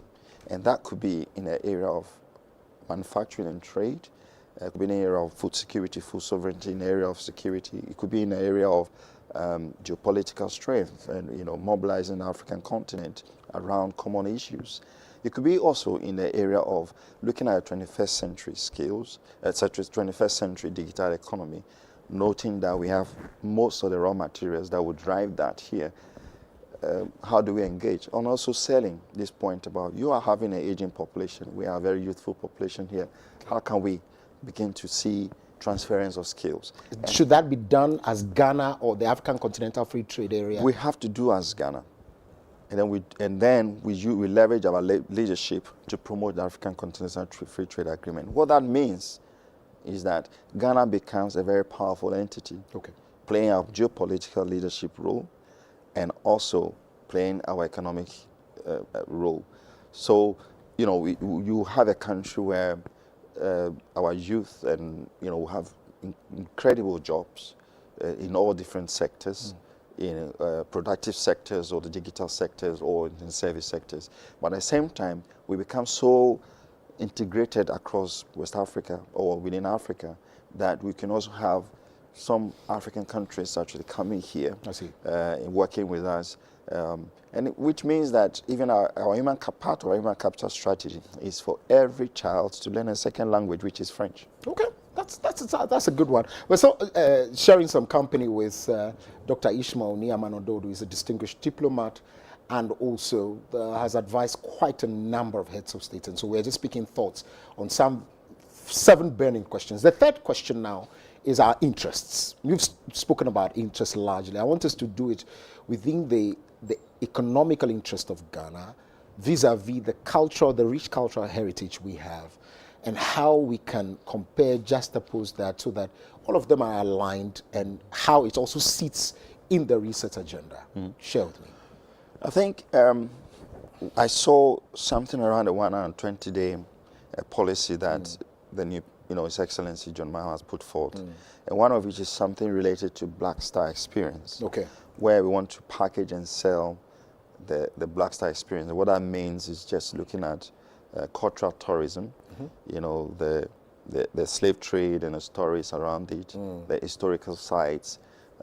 For historians who want to learn about the slave trade, that they can actually walk through those sites, and that could actually bring in quite a lot of money because it's from historical perspective and academia. I mean, for example, the UK sell the English language for billions and billions of pounds every year for people just coming to learn the language. We can sell, the slave trade, whatever negative part of it. But so it's point 20 launched the Black Star Experience Yes. initiative as Ghana's flagship As a culture, flagship, yeah. arts and tourism brand to transform Ghana into a preferred tourism destination. Right. So it's branding the country as one where the slave came from here, but they can also return and have prospects, economic or cultural prospects here. The second is to really look at what we do with our tourism. You know, if you want to attract tourists into the country, you need to prepare the destinations for it. If you look at our coastal lines, this is no way ready to promote tourism, you know, coastal tourism, for example. We have talked about the beachfront. You know, they talk about the drive, you know, the economic drive. I've forgotten the term they used. But then the driveway, you know, the beachfront driveway. If you look at Virginia Beach, for example, the way they've constructed, could we do something like that and really manage our beachfronts extremely well? Which means that we need to reorganize Accra.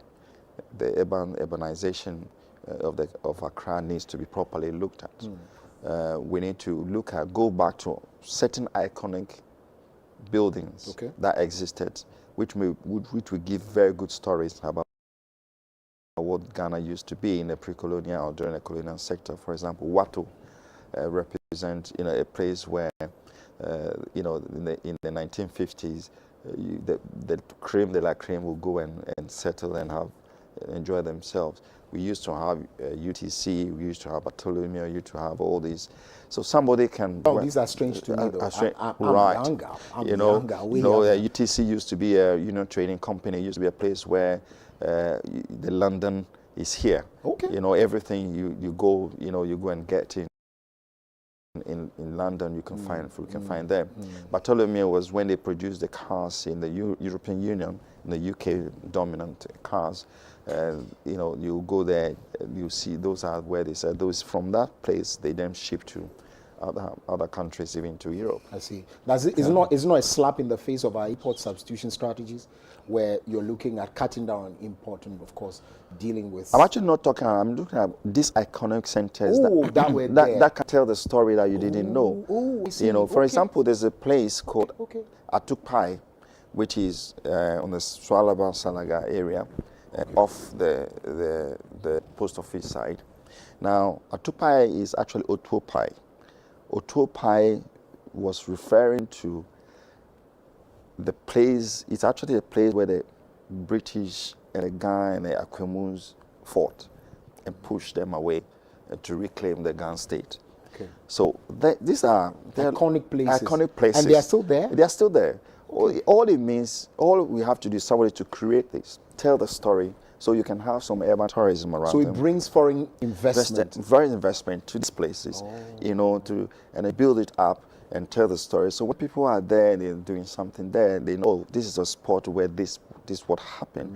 It helps us to really expose the cultural tourism of it. And this is just Greater Accra. But what about Eastern region? What about Northern region and all? There are all these iconic places that we need to design and have a whole tourism experience, kind of a package to sell. Now, we have to look at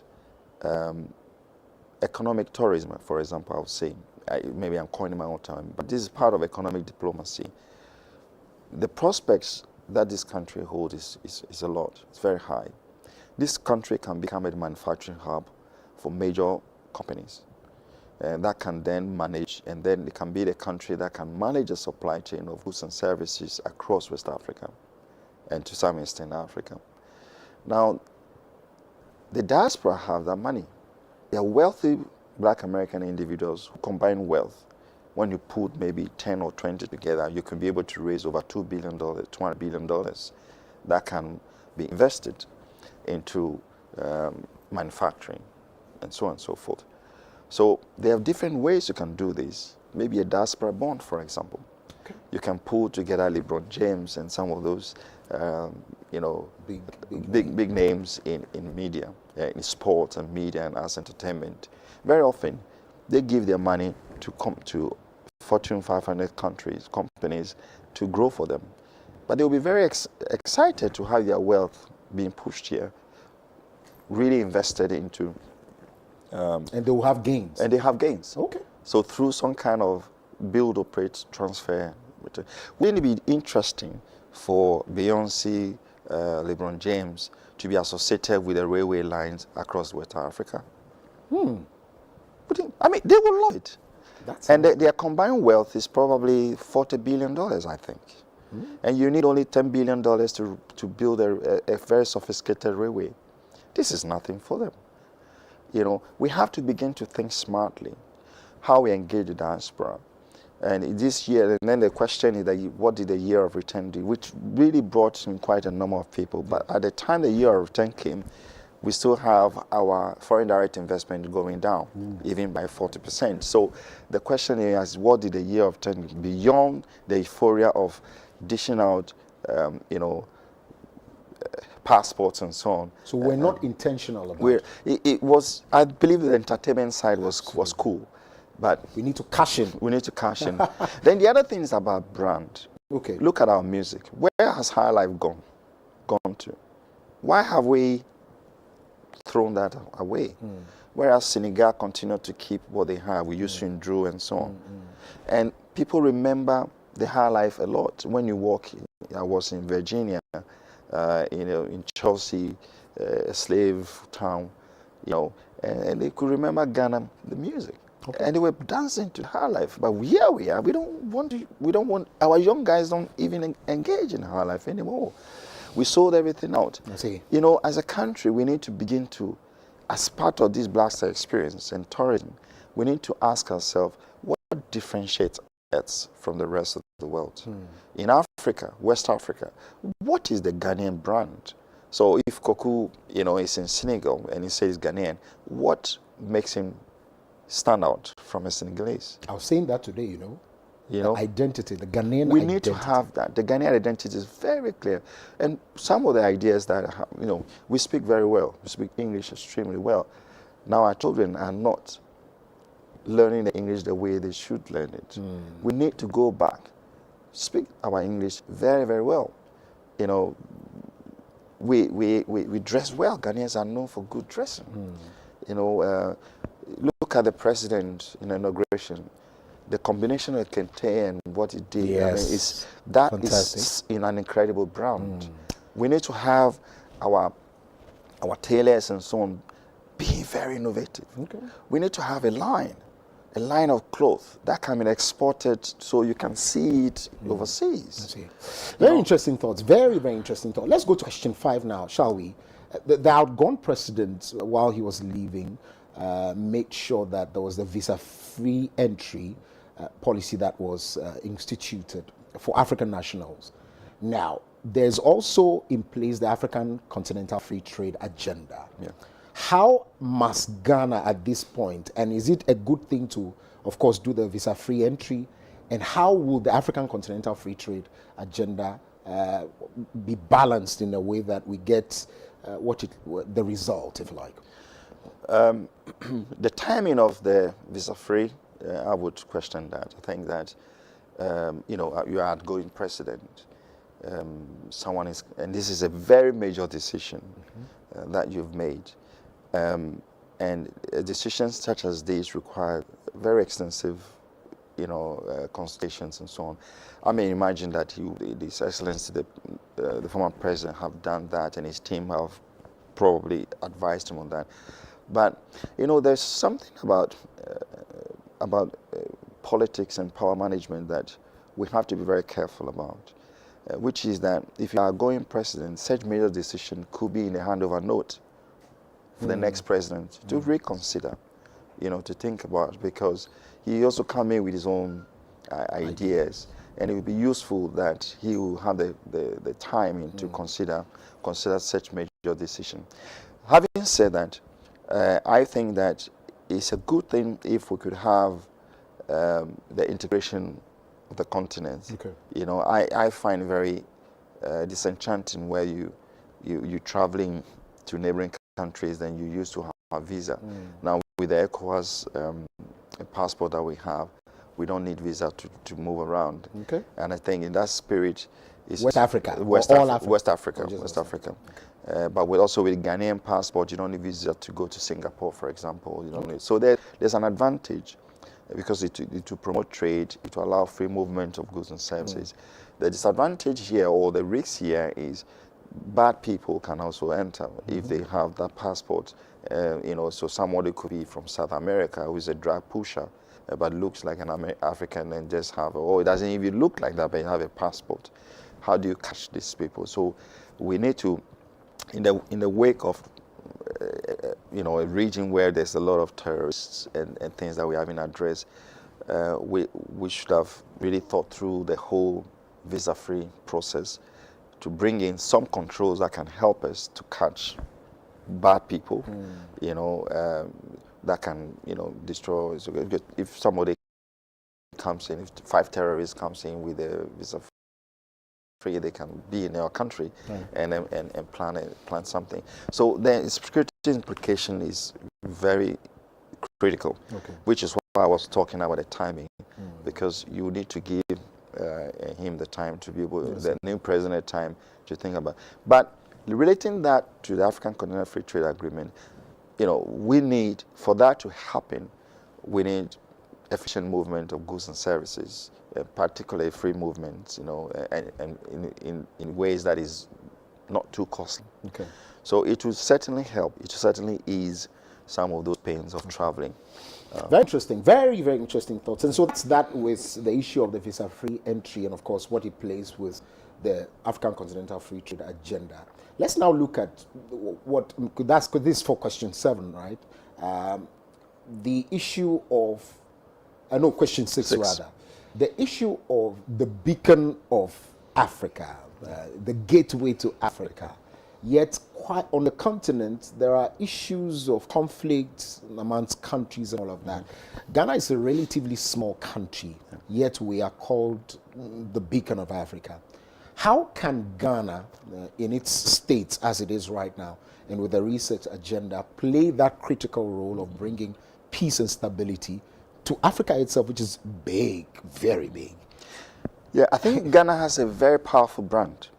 If you see what happened in inauguration, 21 head of state and 13 special envoys and so on, and I was sitting among some of the dignitaries and the faces I saw, and it was very interesting, the interactions that was going on, and I heard that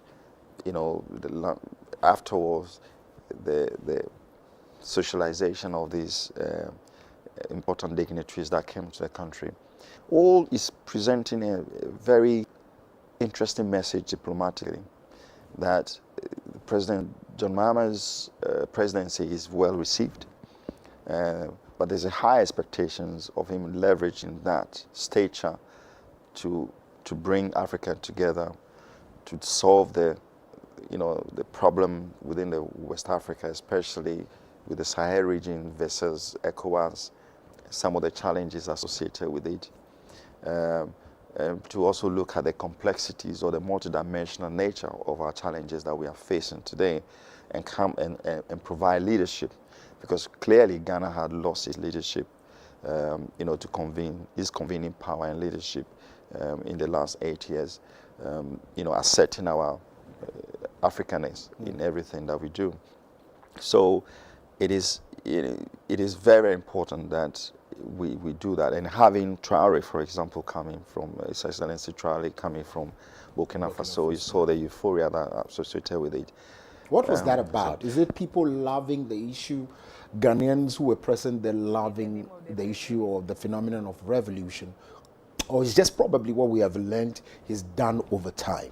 In the 1980s, when coup d'etats were happening on West Africa, it was called a dark decade, because the coup d'etat was all aboard. Of course, ECOWAS and African Union has no gun, policy. Again, that coup d'etat has to be expunged from our democracy, and it's extremely important that we assert the essence of democracy, good governance, and to be honest, democratic governance to lead us. But things have changed because the democracy have not provided or yielded the dividends that people are looking for. Okay. It has not created the jobs. It has created a hegemony around political leadership, where perhaps if you are a member of parliament or you are in politics, in high-level politics, then you are automatically you become rich. You have all the controls of contracts and so on and so forth. So power has become an economic force. And if you don't have power, then you don't have an economic force. And therefore, the teeming masses, uphold the whole tenets of politics and democracy. They have lost faith in our democracy and institutions. Now, what the Sahelians have brought, and also the whole control of the economy and politics from their colonial powers, France. And what the Sahelians brought is different. They're saying, we're going to give you back the power. We're going to destroy that hegemony within political leaders that makes them richer and you become poorer. And we're going to deal with anti-colonial issues. Okay. And that's what he represents. And this is the Gen Z thought. This is a new generation thought. They don't understand why someone else should be controlling the economy. And they don't understand why they don't get the jobs. And they don't understand why, become a member of parliament. I'm not actually putting anybody in a spot. A member of parliament within 4 years, you build 3 houses, 4 houses. And, some of our leaders, in politics and previous government who died, the sort of wealth that they amassed when it was displayed. Yeah. And then you have the oral agenda, which is exposing so many things and the corruption. So I think he represents the opposite. And to some extent, he represents the euphoria of Trump. Okay. In America, drain the swamp type of thing. Yeah. So that's what's happening. I see. So so back to the question of how do we play the role of stability and peace and providing our leadership, the Pan-African leadership. I think the first thing that His Excellency needs to do is as part of the researching agenda is to really look at ECOWAS and its relationships with the member state. The whole ECOWAS structure itself, the sort of normative rules and standards they have, and there must be an honest conversation about how do we make them more modern to reflect the current trends. Nobody wants coup d'etat, but everybody wants good governance and development. Indeed. Now, if, head of states of military nature are providing peace, stability, development, then people will say, well, that's the kind of governance we want. True. But it is not a governance that can last. Yes, because it's not sustainable. So we have to interrogate some of those things. And also, alongside that, within the context of its own constitutional reform, that Ghana will come out with a constitutional reform process that could become an example of what could be the new terms of constitution that should run or guide our democratic governance. Because by and largely, things have changed. We are becoming more and more autonomous. And then you decide who you want to engage with. This block and unity is important. But if I'm not getting out of that, I'm not getting much out of the association, then I have to rethink about it. For example, look at mobile phones, the tariffs of data and calling. Why is it that it's cheaper for me to call the US than to call Senegal? Why? Is it? Yes, try it. It's cheaper to call someone in the US than in Senegal? Yes. Why? Why is it that it's cheaper to sometimes fly to the US than to fly to Togo? Think about, there are a lot of things. So can we not have a uniformity of tariffs? That doesn't matter whether in Togo, Guinea-Bissau or wherever, the tariff is the same. And look at the monies that, I'm not putting them on a spot, but look at the monies that the fintechs are making, MTN. If they tell you they are, and then who controls MTN and who owns it? Now we have our own mobile technology phone, we're giving it to a foreigner, and it controls it. Now, we have to be very careful because the world is about data. The world is about what you have, have big data. And anyone that have control and can manipulate big data can do a lot with it. I see. Your genetic codes can be put on big data. So if we start getting everything outsourcing everything to foreigners, we have a major issue. Interesting. Even food. 90% of what you eat, anyone you import, and the things you depend on. What if, you know, the region where you import those things from, they decide to put something in it to make all the males sterile, so that they will come in and marry your woman. So we have Ghana full of Chinese and running this country. This is a security issue. It might sound wild, but this is. No, this I intentionally make that assertion because it's concerning to me. Anybody who controls what you eat controls you. And that's why we need to have food sovereignty first. And that's why I like the whole idea of agribusiness within the context of our economy. Every person, every citizen needs to put their energy around promoting food sovereignty for this country. Let me tell you something. You know, in 1950s and 60s, well, prior to 1950s, before independence, we were producing, the colonial countries were producing enough food for themselves and for their colonial powers. We were food sufficient then. The moment there was independence, we became less food sufficient and we were producing cash crops to feed their stomachs of the. So we lost our food sufficiency and started producing cash crops for them, cocoa, coffee, to feed their lifestyle. And they've determined the standards of cocoa, coffee unitary. And they do the manufacturing. So they make 100 billion, 200 billion profit, whatever. Dr. Abu Sakara was sharing this. Yeah, and then you are getting peanut and raw materials. These are all pre-colonial structures that control global economy that we need to disrupt. And we must disrupt it now. Because if we don't, it's going to backfire on us and even decimate us. So you need to turn the table around to be full sovereign so that you can control what you eat and control the health of your people. I see. I mean, you see sausages all around. Where did they come from? Where did they come from? Could they be human beings who are being packaged as sausages for us to eat? What is the health implication? How much budget are you putting on national standards boards to protect us? So reset means that you have to protect the security of your citizens. And food is part. Food is a Is food the security. big is a big one. It's a big one. Okay. It's a big one. Today, the tomato strains that we grow, if you buy the seeds, you need a certain type of fertilizer which is imported in order for your seed to grow. Why? What has happened to our soil? Part of the research agenda is to deal with our soil. FDO is coming after this, and we wish that we would have some of these discussions as well. Before we get carried away, let's go to the final one. Of course, before we end, I'll open the phone line so that some of you who want to speak to Doc could do that. The last one has to do with Pan-African collaboration. Of course, you started off with the Diaspora Fund, you called it? Yes. Absolutely. How our brothers and sisters of African descent outside could also be part of the research agenda and how the country wants to go to. Where are you seeing this from, and from what strategy is this going to come from?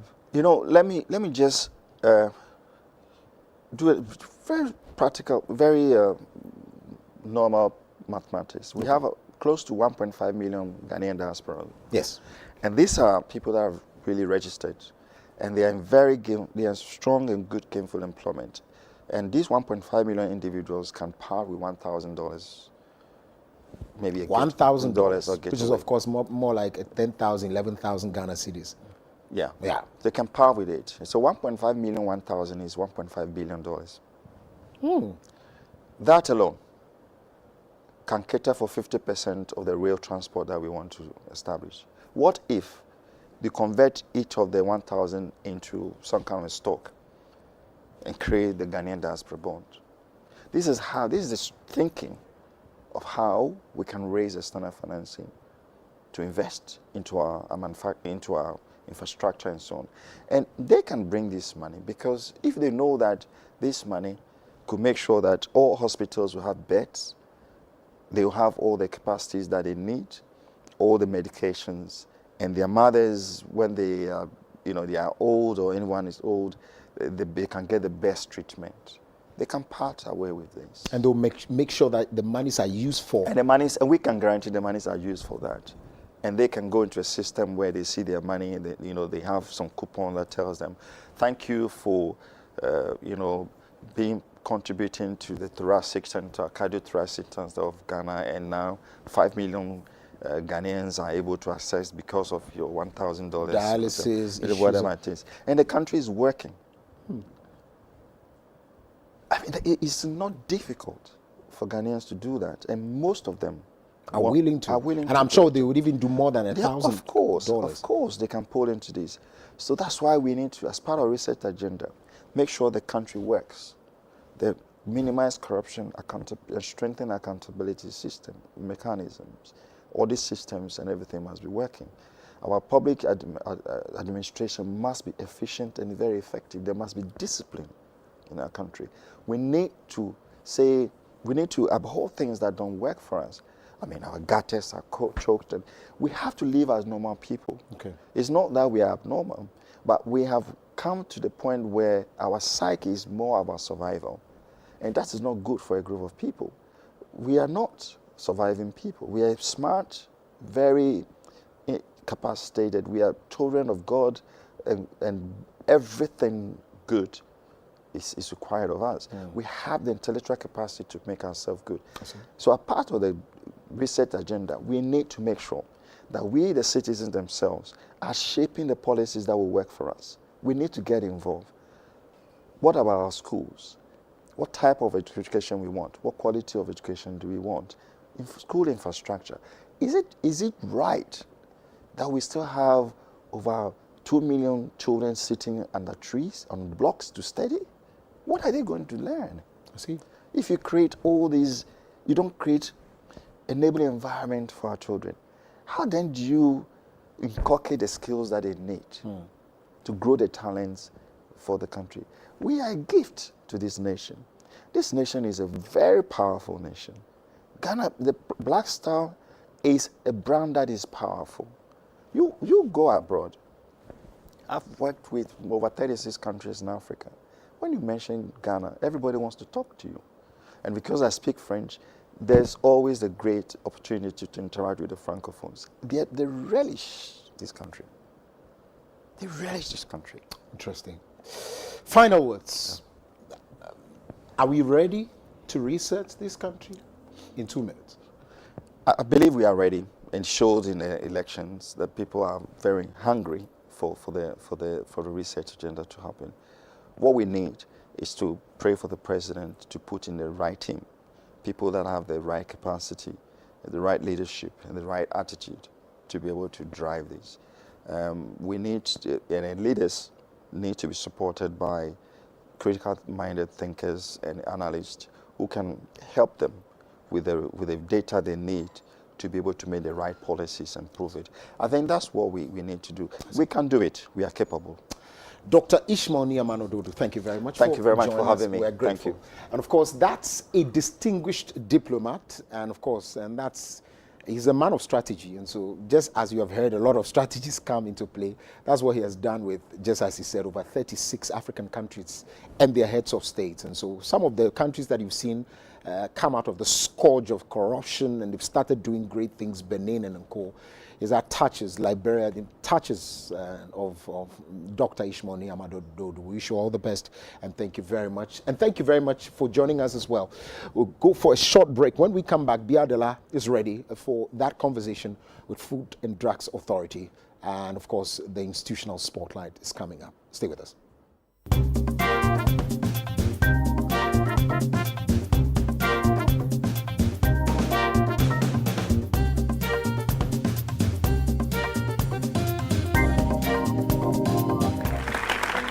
Greetings, welcome to Bishop G Live. Get ready for the supernatural. You can be a believer and it still looks like your life makes no sense whatsoever. We're gonna give you the most important key to help you discover your purpose in life. If you miss the glory of God, you've missed everything. Join Bishop Gregory Toussaint from Miami, Florida, USA. Bishop G Live, every weekday at 7:30 p.m. only on Dominion TV. In times of change, when the world seems uncertain and what we hear doesn't reflect what we see. We seek the truth. When we are told only part of the story, we lose trust.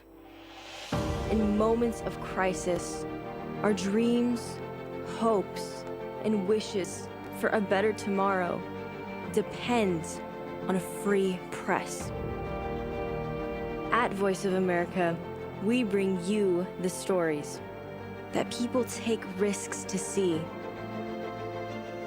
We connect the world and unite it with truth. At Voice of America, we show you the whole picture. Africa 54 in partnership with Voice of America. Weekdays, 8 a.m. and 3 p.m. on Dominion TV.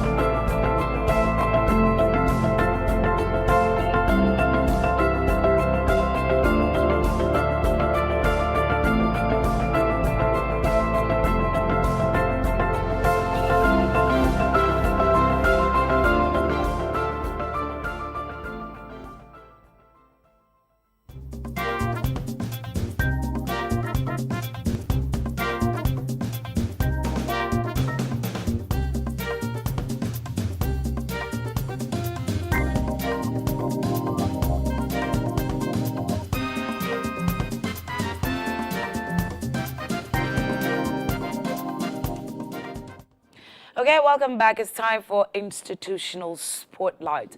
I know that you enjoyed that conversation with Koku. That's a way to go. Ghana can be fixed again.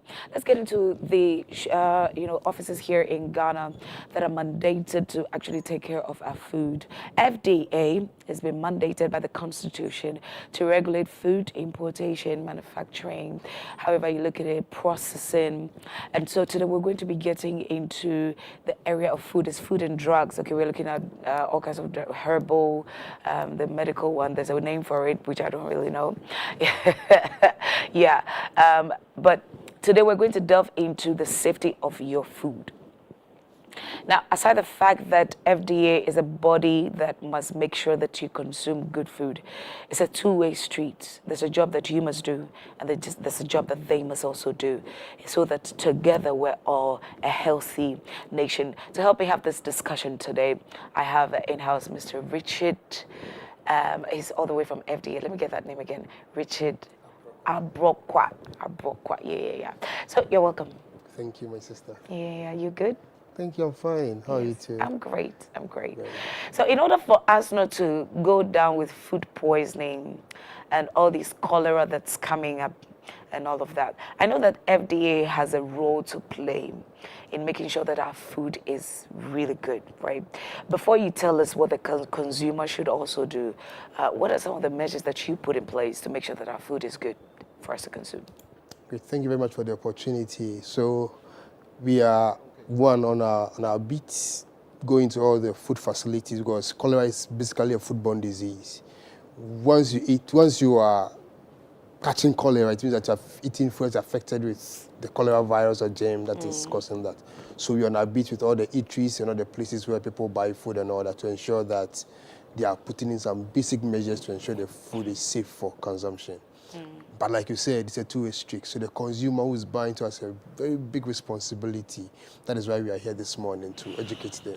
Great. So the FDA is in the business of making sure that those who provide the food that you buy are in good places, good conditions. The environment is clean. The traders are, well, you know, the apparels are really good. But what are the things that you should be looking out for? What should we be looking out for? Great. So I'll tell you this way. So for the consumer, I'll say there are some 5 basic principles or keys that they must adhere to. Once you adhere to them, then I'm 99% sure that you can free yourself from all these foodborne disease and other related matters. I see. So if you don't mind, let's just go into the first Why not key. take us away? So key number 1 is that keep clean. Keep clean. Keep clean.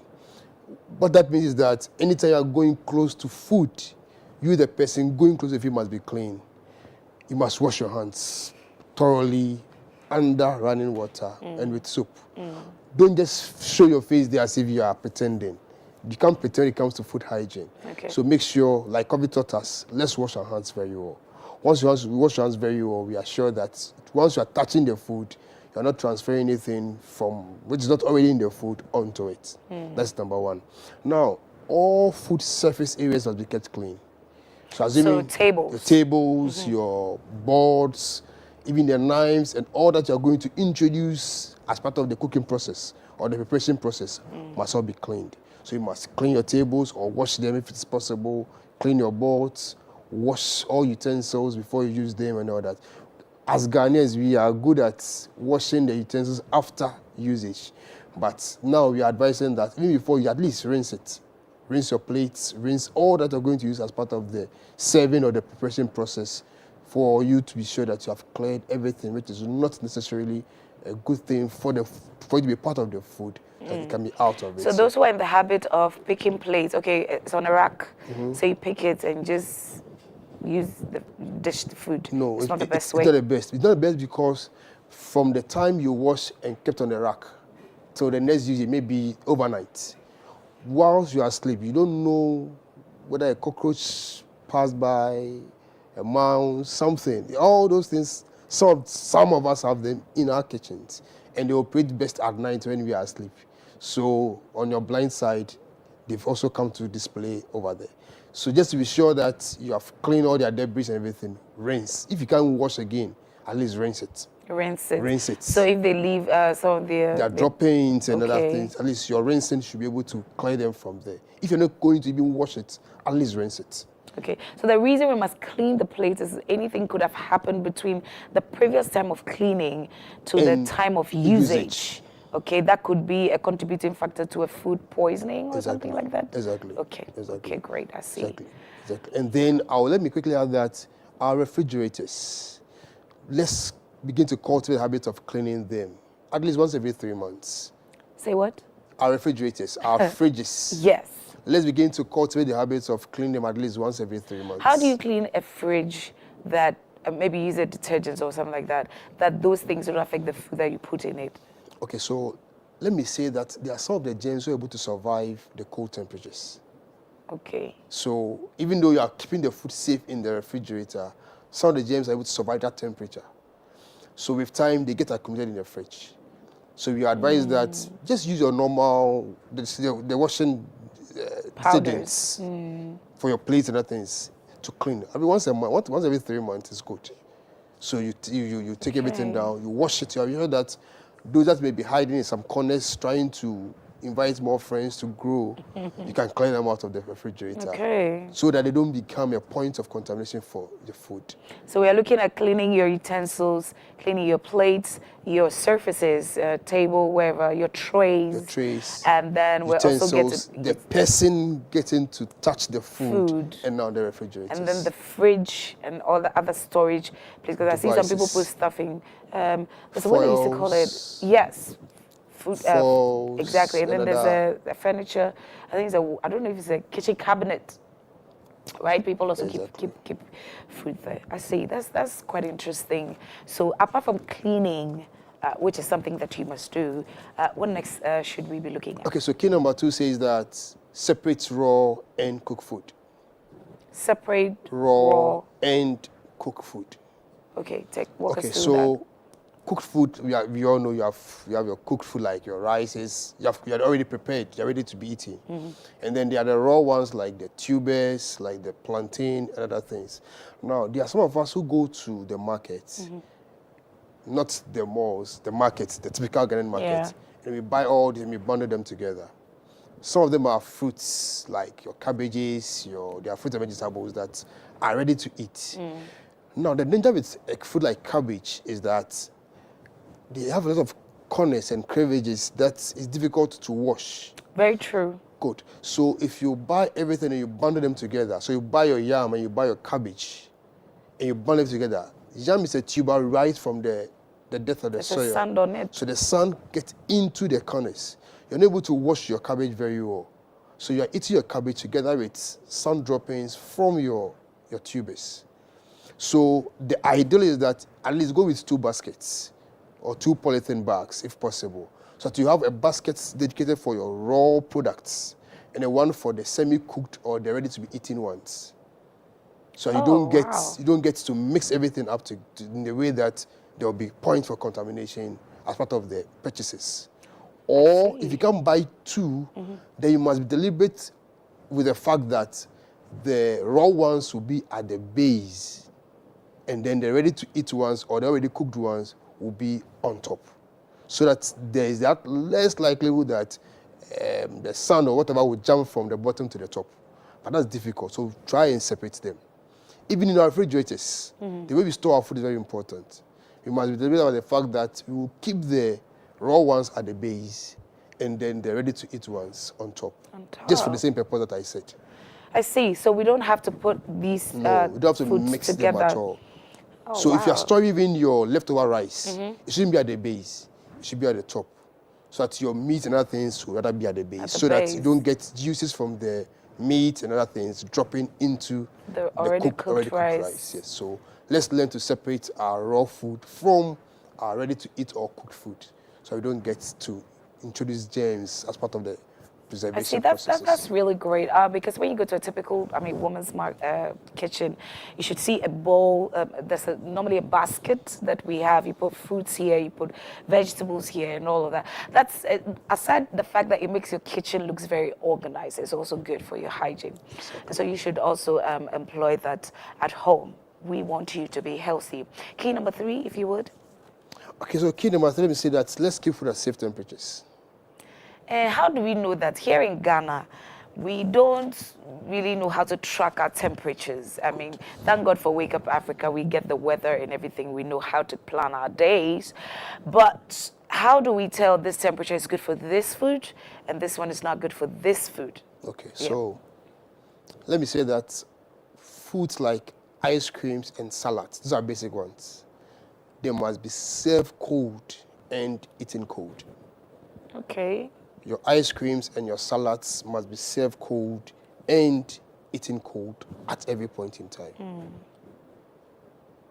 And then all the other foods like your wache, your banku, your kenke, all the other dishes must be served hot and eaten hot.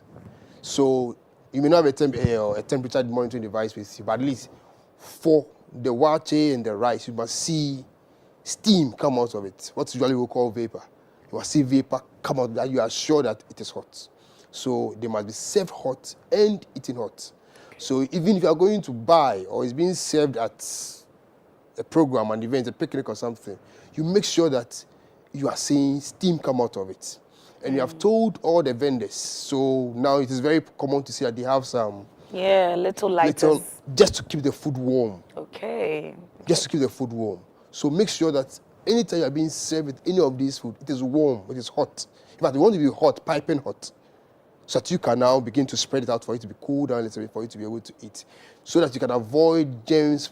No matter what you do, there will be some germs in it, but the heat reduces their activity and their rate of multiplication.